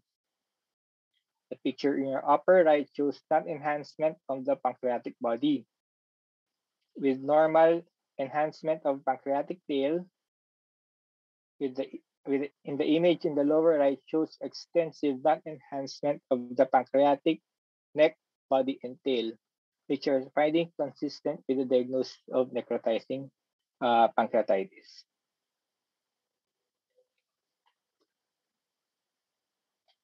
So necrotizing pancreatitis is then further classified into either sterile or infected necrosis. So interstitial edematous pancreatitis does not become infected. That's why we do not open pancreatitis. Infection is based on ongoing signs of sepsis with combination of clinical signs and imaging. So CT findings of extraluminal gas within areas of necrosis in the pancreatic and or peripancreatic tissue is often seen in infected necrosis. A percutaneous FNA will confirm the diagnosis when cultures are positive for bacteria or fungi.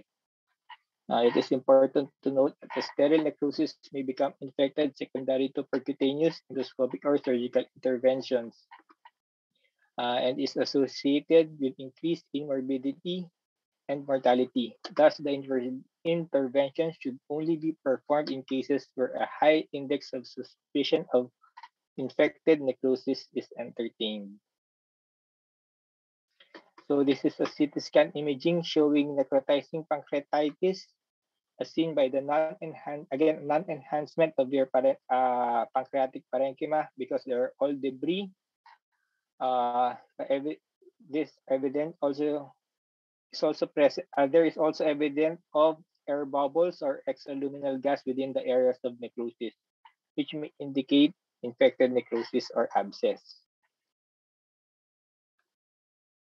So classifying a severity of acute pancreatitis is the utmost importance in order to facilitate comparison of institutional experiences in discussing prognosis and in planning appropriate therapy. In 2012, revised Atlanta guidelines, this criteria address this by creating standard and objective severity classification in which readily usable and understood. The classification system defines 3 degrees of severity: mild, with no organ failure and no local complications; moderate, where there is transient organ failure which resolves within 48 hours with or without complications; and severe, where persistent organ failure persists for more than 48 hours.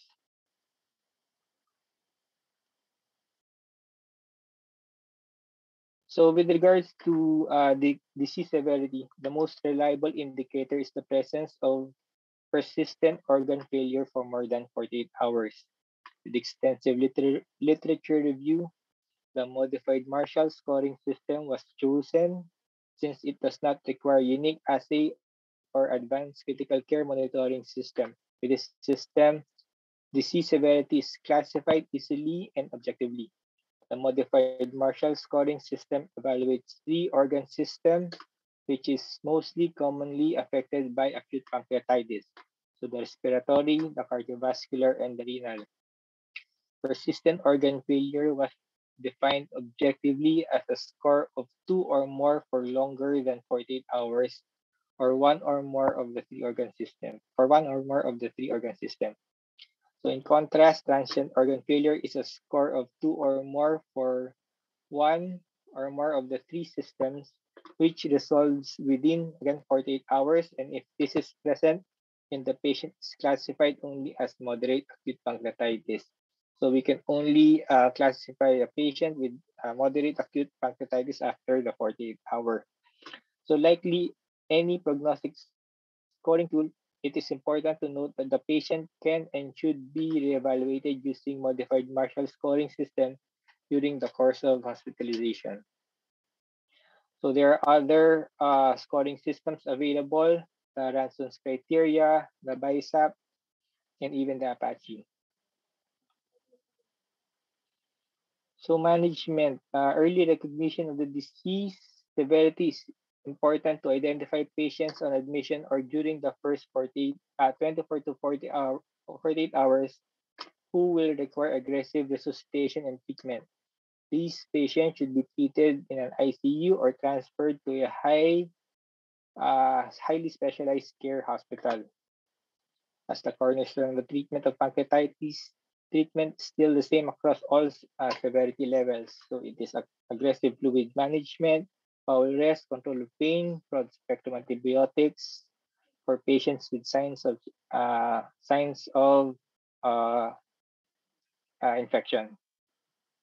So again, this is the some uh, summary of the Atlanta classification. So during the initial stage, we have the acute peripancreatic collection or the acute necrotic collection. So in acute necrotic pancreatitis, there is debris or dead cells already. So after 4 weeks, the acute peripancreatic collection usually will dissolve, but if it doesn't dissolve, it will become a pseudocyst. So pseudocyst, it is greater than 4 weeks. Uh, it is homogeneous fluid density with well-defined walls. Usually, it is adjacent to the pancreas with no non-liquid component. Now, the acute necrotizing collection, if it doesn't resolve, will become a wall of necrosis after 4 weeks. So, it has a sequelae of a in necrotizing pancreatitis with heterogeneous collection, well-defined wall, and whether it be intra or extra peripancreatic collection.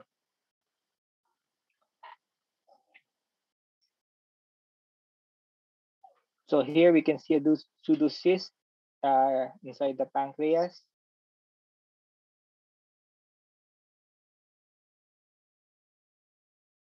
So here is a wall of necrosis after 4 weeks since the acute pancreatitis of necrotizing uh, pancreatitis.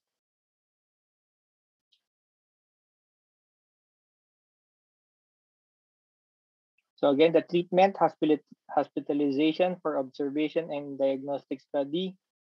So again, important initial treatment should be conservative, but it should be in the ICU. Fluid resuscitation and food restriction, replacement of fluid and electrolytes, and control of pain. Now, we can start nutrition or oral feeding in mild pancreatitis once abdominal pain is decreased and inflammatory markers are improving. And feral tube feeding is being given for severely acute pancreatitis who require nutritional support. Parenteral nutrition, second line therapy if NJ tube feeding is not tolerated and nutritional support is required. So again, antibiotics is only used if noted with infection or suspected with infection. So ERCP if there is concomitant meningitis and with obstruction during an MRCP. So drainage procedures. So drainage procedures is only done with infected collections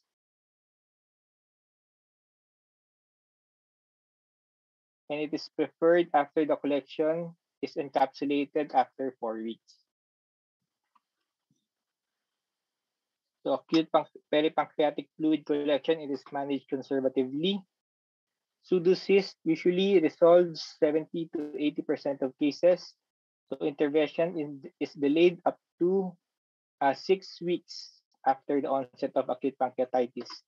No absolute size at which intervention is mandated. However, increased risk of complication has been reported if cyst is greater in 5 cm in diameter, especially in the absence of decreasing cyst size over 6 weeks.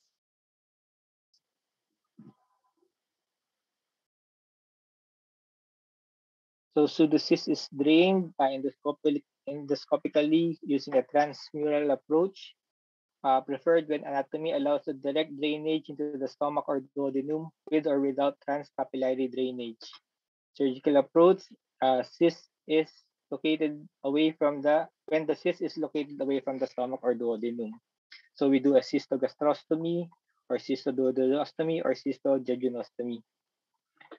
So we do percutaneous approach for fragile patients with severe comorbidities who cannot tolerate any kind of procedure or open procedures, or with an immature infected pseudocyst.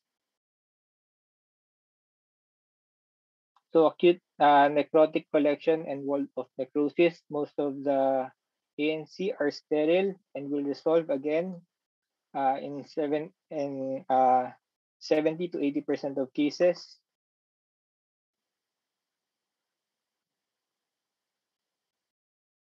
So for acute necrotizing collection and wall of necrosis, we do the step-up approach. So if we know that, if we suspect that the patient is infected, first we treat the patient with antibiotics. If there's a resolution, we continue the antibiotics. If there is no resolution and we see that there is an abdominal compartment syndrome going to the patient, we do immediate laparotomy, but we do not open the retroperitoneal space to prevent infection or local or to prevent infection. Now, if there is ongoing sepsis, still ongoing sepsis, we do percutaneous drainage versus endoscopic drainage. If there is resolution, we maintain the percutaneous drainage. Still, if there is ongoing infection, we do the VARD or video-assisted retroperitoneal debridement versus endoscopic debridement, or we do laparoscopic debridement. Always, it is the last thing to do open necrosectomy. Again, we do surgery or open surgery for suspected mesenteric ischemia and abdominal compartment syndrome.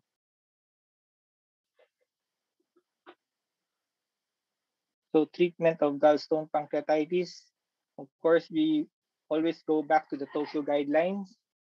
First, we treat the pancreatitis. Then we make sure that patient has signs of acute cholecystitis. So again, the local signs of inflammation, the Murphy sign in the right upper quadrant pain. Systemic signs are fever, elevated CPR, and elevated white blood count, with an imaging findings of acute cholecystitis and stone. So the suspected diagnosis, if one of item A and one of item B is present, definitive diagnosis if all of these are present, or one of the criteria there is present. After that, we assess the severity of the cholecystitis. So again, grade 3, if there is organ damage. Grade 2, for cholecystitis associated with any of the following conditions: elevated white blood count, a palpable mass in the right upper quadrant, duration of complaint is greater than 72 hours, and marked inflammatory markers. So for grade 1, we give antibiotics, and if the patient cannot tolerate surgery, we just observe if the symptoms are relieved. But most of the time, we do early laparoscopic cholecystectomy. For moderate, we do urgent laparoscopy after giving antibiotics and the patient has improved. We do urgent or early laparoscopic cholecystectomy in a specialized hospital. If not, we do delayed surgery for laparoscopic cholecystectomy. Now, if the patient does not improve, we do early drainage using ERCP or percutaneous drainage. Of course, grade 3, we give antibiotics and organ support. So if the patient is a good candidate, we do early laparoscopic cholecystectomy. But if patient has poor performance status and the patient is not improving, again, we do urgent drainage. Until the patient has good performance status, then we do delayed or elective laparoscopic cholecystectomy. But if not, patient is still in poor performance status, you just observe the patient.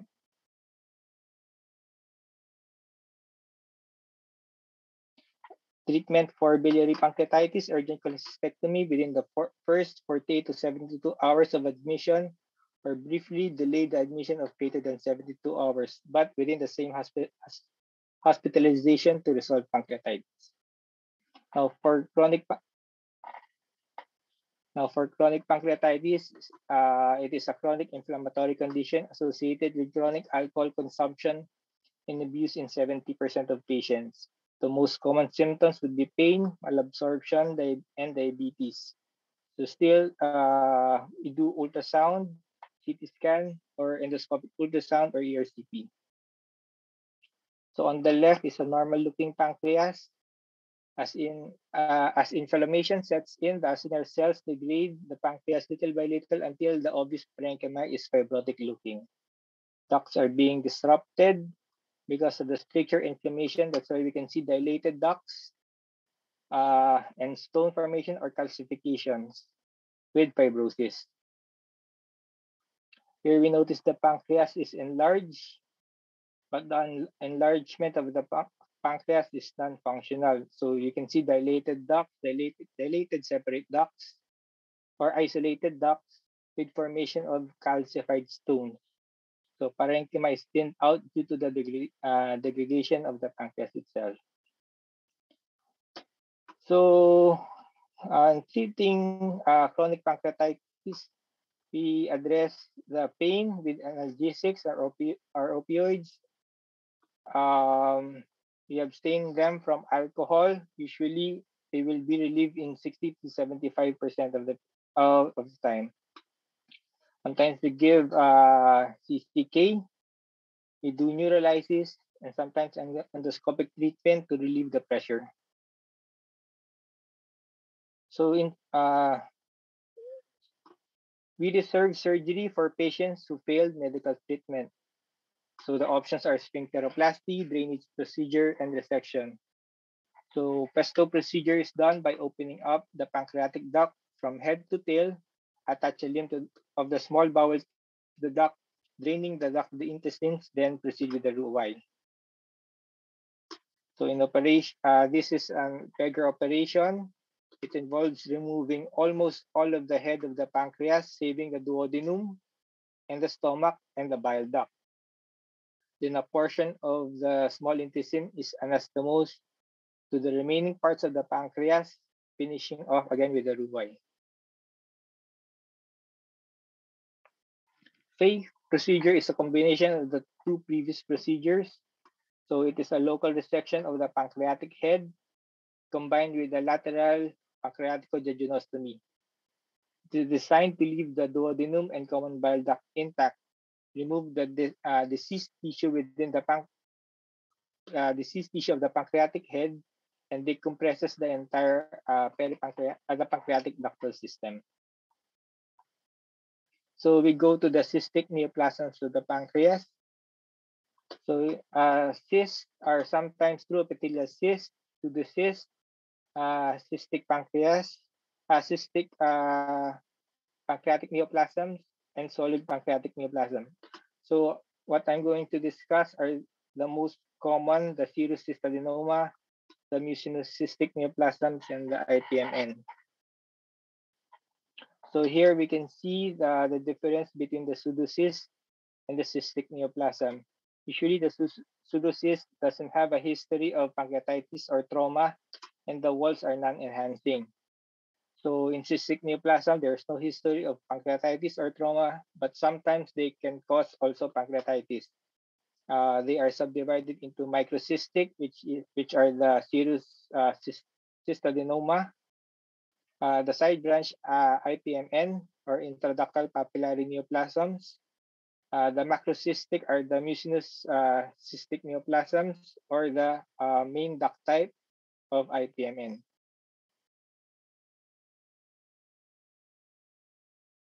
So serous cystadenoma are benign cystadenomas. Usually in the imaging, they are lobulated, microcystic, with a 18% central scar that is calcified. NCNs, IPMN, whether it be side branches or main duct times have those malignant potentials. So whenever you see a cyst, it is best to study or get a real diagnosis of the cyst. So what we do is do a endoscopic ultrasound. So most of the cysts, the serous and the mucinous cysts uh, have malignant potential. The mucinous cyst and the IPNN has malignant potential. So sometimes we analyze the fluid that comes out using amylase and CEA. If uh,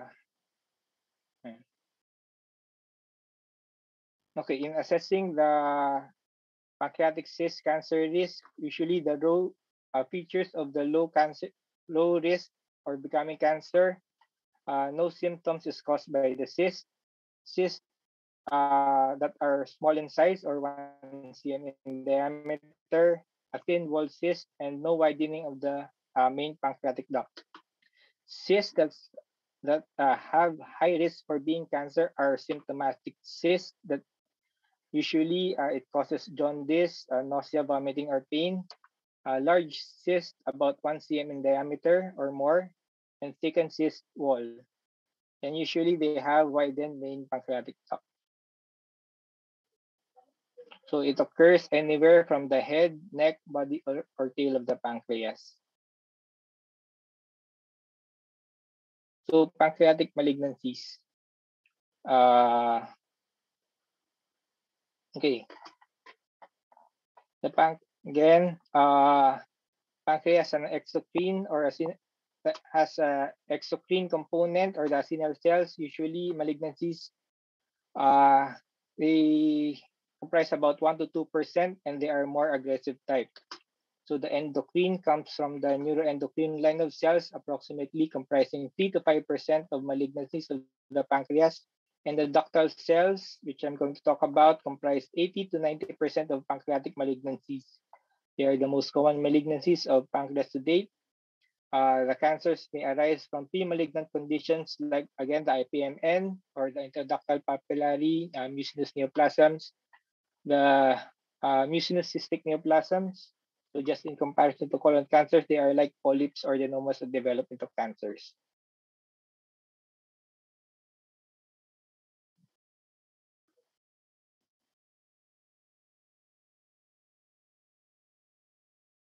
Okay, so again, more common type of pancreatic cancers are the ductal in origin. They are increasing in incidence and fourth leading cause of cancer-related deaths worldwide. Most commonly in the pancreatic head, which occurs about 60 to 70%. So again, surgery with negative margins or an RO resection is the only chance for cure.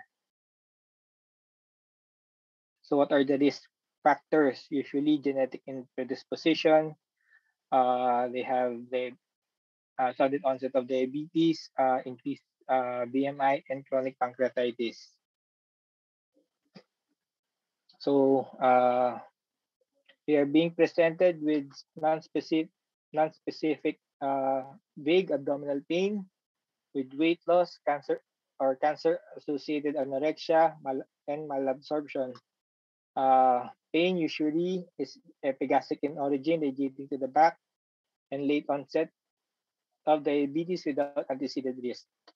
So patient may also present as with steatorrhea. So tumors in the pancreatic head most commonly presented with jaundice, and this will usually trigger the initial imaging that is typically requested, which is an ultrasound. But ultrasound reports rarely say that there is a mass in the pancreas. More often, you get indirect signs that will make you suspect for a tumor such as dilated biliary, distended gallbladder, or pancreatic ductal dilatation or a double duct sign. Many times, because of the overlying gas of the sonologist will have difficulty in viewing the pancreas and the distal bile ducts. So we have to consider other imaging. So to request a CT scan, a CT scan pancreatic protocol is the best option. And this is a dual phase, the pancreatic phase to visualize the tumor. Usually it is a late arterial phase, and the portovenous phase to better evaluate the liver for metastasis. So slices may range from 2 millimeters thick down to sub-millimeter thickness. Especially this is important, especially to look to detect ampullary tumors, which are very small. This also allows the visualization of the vessels and other structures in and around the pancreas that will be used in prediction or planning. So how about on MRI? MRI is most commonly used as a problem-solving tool, particularly for characterization of CT indeterminate liver lesions, and when suspected pancreatic tumors are not visible on CT scan, and when contrast media enhanced CT cannot be obtained. But still, it is less sensitive than the CT scan. So still, there are limitations for this imaging, especially for small liver metastasis. Sometimes we cannot assess the extent of involvement if the vessels are really involved. So involvement versus just contact, or sometimes we cannot, the scans cannot read peritoneal diseases, especially if they are very small. So endoscopic ultrasound can be a valuable adjunct to CT scan for diagnostic evaluation of patients with suspected pancreatic tumors. An EUS with fine needle aspiration cytology is highly accurate method for preoperative staging of pancreatic cancer. It has the ability to obtain tissue confirmation and permit accurate nodal staging without relying on lymph node size. The intraductal endoscopic ultrasonography accurately localizes the pancreatic endocrine tumor, especially those which are too small to be characterized by CT scan or MRI. So here we can see during endoscopy an apillary lesion.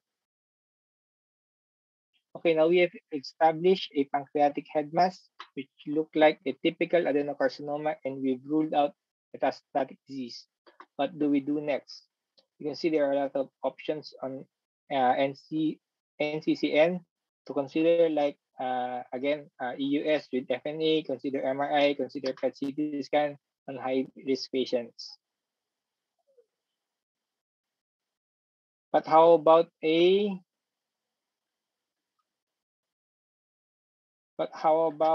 ERCP with stenting? If you read the NCCN, that stenting can be used when surgery is not elected or if surgery must be delayed. However, biliary decompression in those who are asymptomatic hyperbilirubinemia receiving upfront surgery should be avoided. This was published from Sloan Kettering. Pre-op stenting for benign and malignant periampullary disease is unnecessary if not harmful. So they summarize all relevant papers comparing patients with preoperative biliary drainage versus those that went directly to surgery. This shows higher morbidity in stented groups, and this was statistically significant. Another retrospective studies showing that non-stented group is better than stented group. So the role of ERCP and stenting in a jaundice patient for resectable pancreatic adenocarcinoma only if with signs of cholangitis, which means patient cannot be directly operated. Secondary systemic organ dysfunction, still not candidate for surgery. Neoadjuvant systemic therapy, because of a borderline disease. Surgical intervention cannot be scheduled in a timely fashion because of logistics, malnutrition, or patient needs further workup. And if patient has severe pruritus. So biopsy is not recommended routinely. Patients should be counseled for 10% rate of resection for benign disease and the 1 to 3 chance of pancreatic lymphoma. A negative biopsy in the presence of imaging evidence of solid tumor should not deter plans for surgery. But if neoadjuvant is considered, then biopsy is mandatory, preferably endoscopic ultrasound with FNAB. We do biopsy for cystic neoplasms, and if we are suspecting malignancy, and when considering limited dissections for benign neoplasm. So how do we determine resectability? So this was how resectability was determined back in the early years. Before the CT scan, intraoperatively, the surgeon commits to a resection or not. In this way, there were so many cases with positive margins as well as high morbidity and poor outcome. So this should not be done anymore. Mga kapa-kapa. Nowadays, resectability is defined before the operation. So here you can see a tumor in hypodense area with a stent in place, and there are clear fat planes between the tumor and the vessels, which is the SMV going to the portal vein and the SMA. So trained pancreatic surgeons should be able to read the imaging confidently and determine resectability according to his skill level and make necessary recommendations during MDT conferences. So multidisciplinary team, importante pa rin. Again, here you can see a very big tumor with less than 180 abutting the portal vein, and the SMA is clear.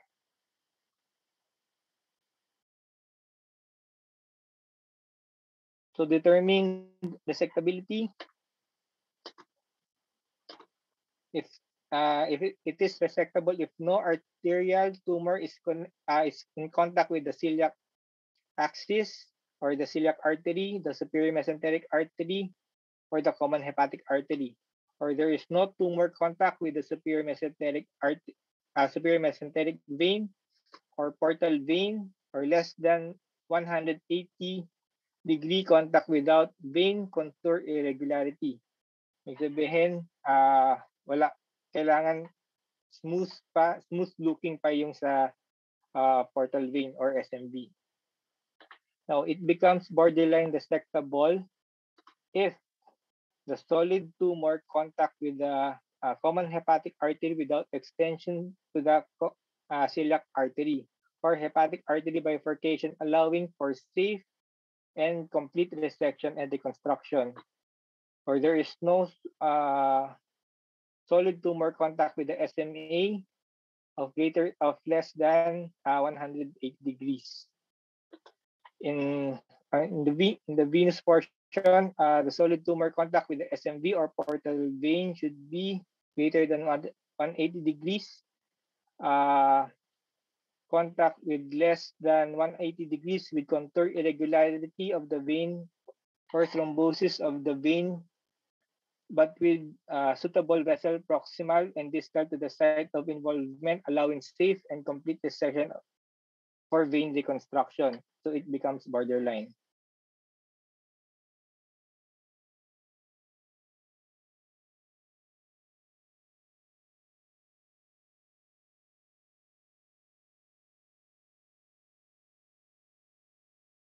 So again, a multidisciplinary team is the best approach to tackle patients with pancreatic malignancies, like the gastroenterologist, the GI or HPB surgeon, medical oncologist to give adequate neoadjuvant chemotherapy, anesthesiologist, radiologist, etc. So if,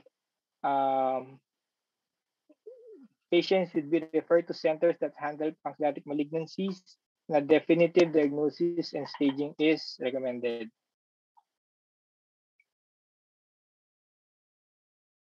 So here is an example of a Whipple procedure where you get the pancreatic head together with the duodenum. Then we do the reconstruction. Some of our patients that we did Whipple surgery. Here is an ampullary tumor. Here's the pancreatic head tumor. And here you can see a ductal tumor with a widened or dilated duct. So pancreatic neuroendocrine tumors arise from alpha, beta, or delta cells. So they are glucagonomas, insulinomas, somastinomas, and gastrin or gastrinoma. So here are the symptoms. Sorry, I'm in a hurry kasi medyo late na. So basahin na lang. Still, for the PNET or pancreatic neuroendocrine tumor, the best management for local regional disease is to do resection. If it has a metastatic disease, then always refer to a medical oncologist. Still all do pancreatic resection or radical resection. So for spleen, again, the spleen is at the end of the tail of the pancreas. It is being held by the sphenocholic ligament, gastrosplenic ligament, and the sphenocholic ligament. It's being supplied by the splenic arteries and short gastric arteries, and being drained by the splenic vein. Okay, splenectomy is performed for the purpose of cure and palliation of hematological diseases, including conditions of hypersplenism. So to relieve the mass effect and symptoms associated with splenomegaly, to control infection and hemorrhage, and finally to diagnose splenic pathology. So these are some of the benign conditions of the spleen. Kadalasan naman yan, you have the red cell disorders, the hemoglobinopathies, and the platelet disorders. So we only resect the spleen for benign conditions if and only if medical treatment therapy fails, or if there is too much blood transfusion needed for the patient, or the patient feels pain, or there is a life-threatening situations like high incidence of infarct and thrombosis, and severe splenomegaly. So it may be a mass occupying lesion. So again, indications for splenectomy and for malignancies, lymphoma, for severe symptomatic splenomegaly, cytopenia, and anemia like the CLL and hairy cell leukemia. For Hodgkin's lymphomas, splenectomy is done for staging, and if we suspect metastasis for cancer treatment, or spleens that has primary tumor. So here we can see this enlarged spleen. Usually the normal spleen would be 12 centimeters or less in greatest diameter. So here is an injury to the spleen. We can see the white arrow, disruption of the spleen. So this is the most common condition why we do splenectomy. Okay, guidelines for prophylaxis against post-splenectomy sepsis. So we give vaccines for streptococcal pneumoniae, and Neisseria meningitidis, and Haemophilus influenza. So usually it is being given 2 weeks before operation or 2 weeks after operation. Boosters for vaccine for pneumococcus every 5 years. H influenza can be followed if the titers are low. So these are the absolute condition for laparoscopy. So most common complication for splenectomy is the OPSI or overwhelming post-splenectomy infection. So incident rate is 1% up to 5% with 50% mortality.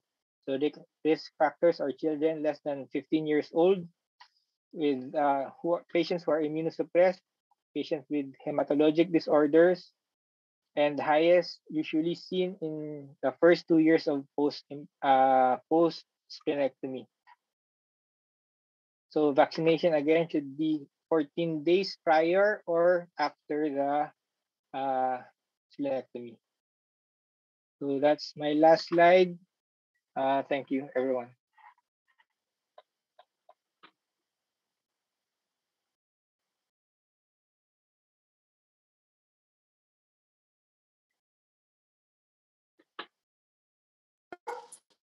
Wesley, do you have poll questions? Na-submit ko kay... ito. Sige, ito na lang. Launching na. Alin? So, mock test.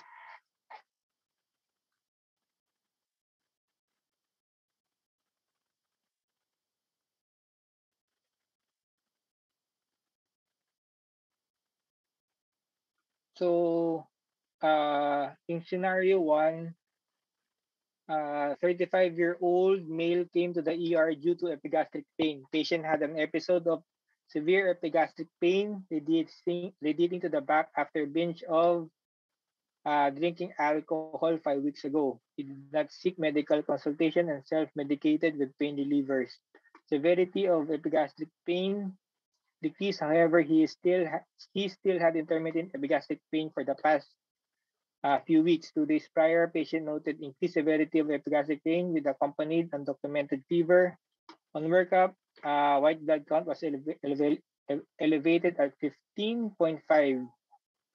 Bilirubin, amylase, lipase were normal. On CT scan, an encapsulated cystic lesion with heterogeneous attenuation and gas bubbles was noted at the area of pancreatic body. So, impression, as wala nakalagay, sorry. Is it letter A, mucinocystic neoplasm with malignant transformation? Letter B, acute necrotic fluid collection. Letter C, pancreatic pseudocyst, or letter D, infected walled-off necrosis. So the answer is letter D, because of the 5-week onset with CT scan of encapsulated pancreatic body cyst with heterogeneous attenuation and gas bubbles. So gas bubbles pertaining to the debris that is infected. So number 2, choice. What is the choice of your... Yan pala. So what is the plan? The answer is letter A. We can do a percutaneous catheter drainage or endoscopic cystogastrostomy. Again, open necrostectomy should not be an option or should be the last option.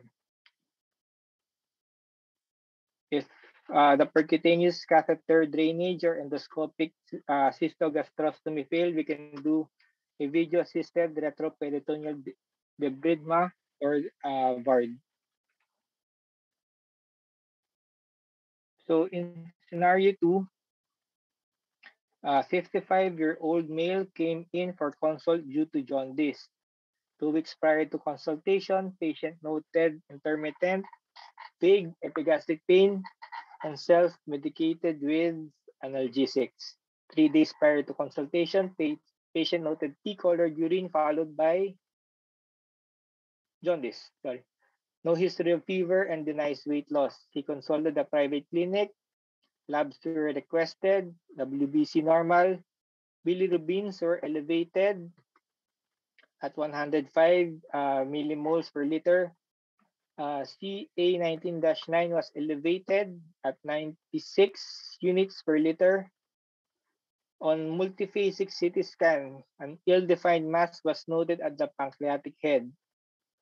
Biliary tree and pancreatic ducts were dilated. The mass was noted to be encasing greater than 180 degrees the superior mesenteric vein.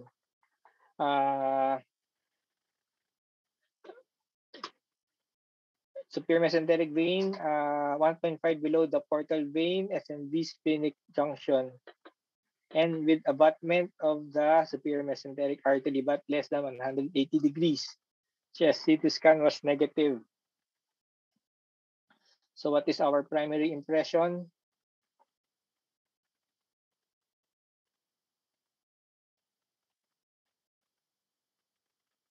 Our primary impression is a borderline resectable pancreatic head malignancy. So our next step will be to get a biopsy, either EUS with FNAB or percutaneous biopsy, and do neoadjuvant chemotherapy treatment. Question number 5. In which of the following conditions is vaccination not beneficial for prophylaxis following splenectomy for hemolytic conditions?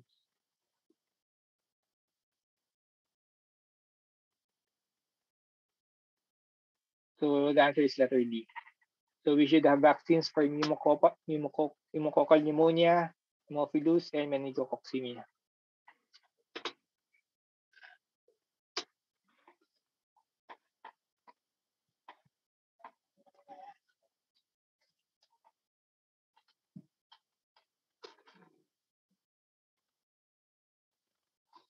Thank you, sir. Thank you, Wesley. Thank you, Dr. Wesley Cruz, for that very interesting lecture. I don't see any questions in our Q&A box, so I think I can turn over the floor to Dr. Billy Uy for the closing and final words. Billy, thank you very much. Yes, Marlo, thank you very much, guys, and glad that everyone, lots of people stayed until the end. No, we know we tried to accommodate yung we tried to accommodate the time. No, we moved to the afternoon because most of you guys have some of your institutions have surgeries in Saturday morning. So we decided this is the first time we tried it in Saturday afternoons. Hope it's not too much of an unholy hour for you guys, but we hope this was a way to hope to accommodate and be so that more of you will be able to join, especially on Saturdays. No, para yung folks sa institution na maraming operations sa umaga, sa Sabado, kayang-kaya. And tomorrow, we start at 9 a.m., but we will already be turning on the session at least 30 minutes before so that you can join. And those who are late registrants, because Ma'am Emma said no, may mga pahabol, no, be assured that pasok naman kayo for the tomorrow session. Yung mga iba lang kasi baka hindi nakapasok dun yung mga kakahabol, no? Because of course, may ongoing session. It's a little difficult to add you while the session is ongoing. Although we do try to accommodate yung mga late na nag-register. We always do that naman. Minsan lang nga talaga na overwhelm kami if the session is already ongoing. Okay, so guys, thank you very much for joining. So if there's any comments, you can forward it to Ma'am Emma, you know, her contact number, and she can forward it to me if it's not during the session. If during the session, you can always write in the chat box any suggestions or comment that you have. Okay. So thank you very much, guys. And thank you, Marlon. Thank you, Norge. And thank you, Bill, for giving your time. And of course, continuing medical education is always our goal in our society. Okay, guys, and have a very nice day. No, Actually, malapit nang hindi pa naman. So, 5 pa lang. So, enjoy the rest of the Saturday. Kung may gimmick kayo, okay lang. Basta tomorrow, sana gising kayo for the next session. Okay. Okay, thank you. Salamat sa lahat. And Thank you. Goodbye. Thank you, guys. Thank you. See you again tomorrow. Thank you. Thank you.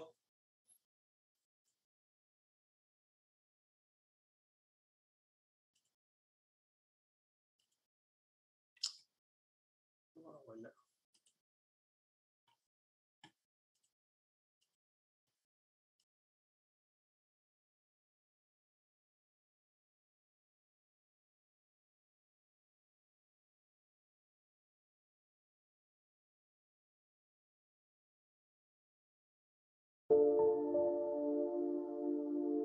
Life is like a beautiful piece of music played by an orchestra. All facets perfectly arranged, just like an ensemble of instruments, producing different sounds, forming one harmonious piece. But health challenges can disrupt it. Kidney diseases, bleeding, hypertensive emergencies, pain, and infections. All these can make our patients' lives out of tune, out of harmony. We can bring harmony back to their lives. With the synergistic brands of Biomedis portfolio, working together like the different instruments of an orchestra, we can create harmony in patient care.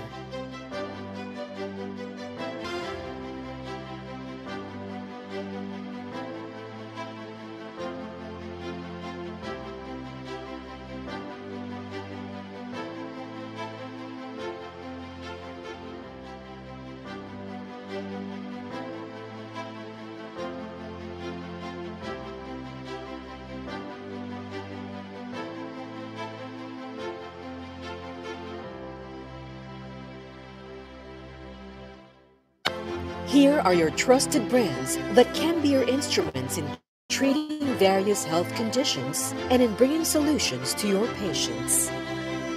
Hypertensive emergency management. Aversion of complications due to infections.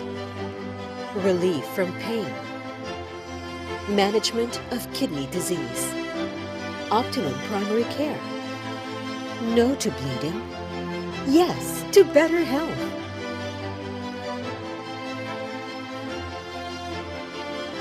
You have always been at the forefront of patient care, and with the unwavering reliability of our synergistic brand portfolio, we can be your trusted allies in providing better health.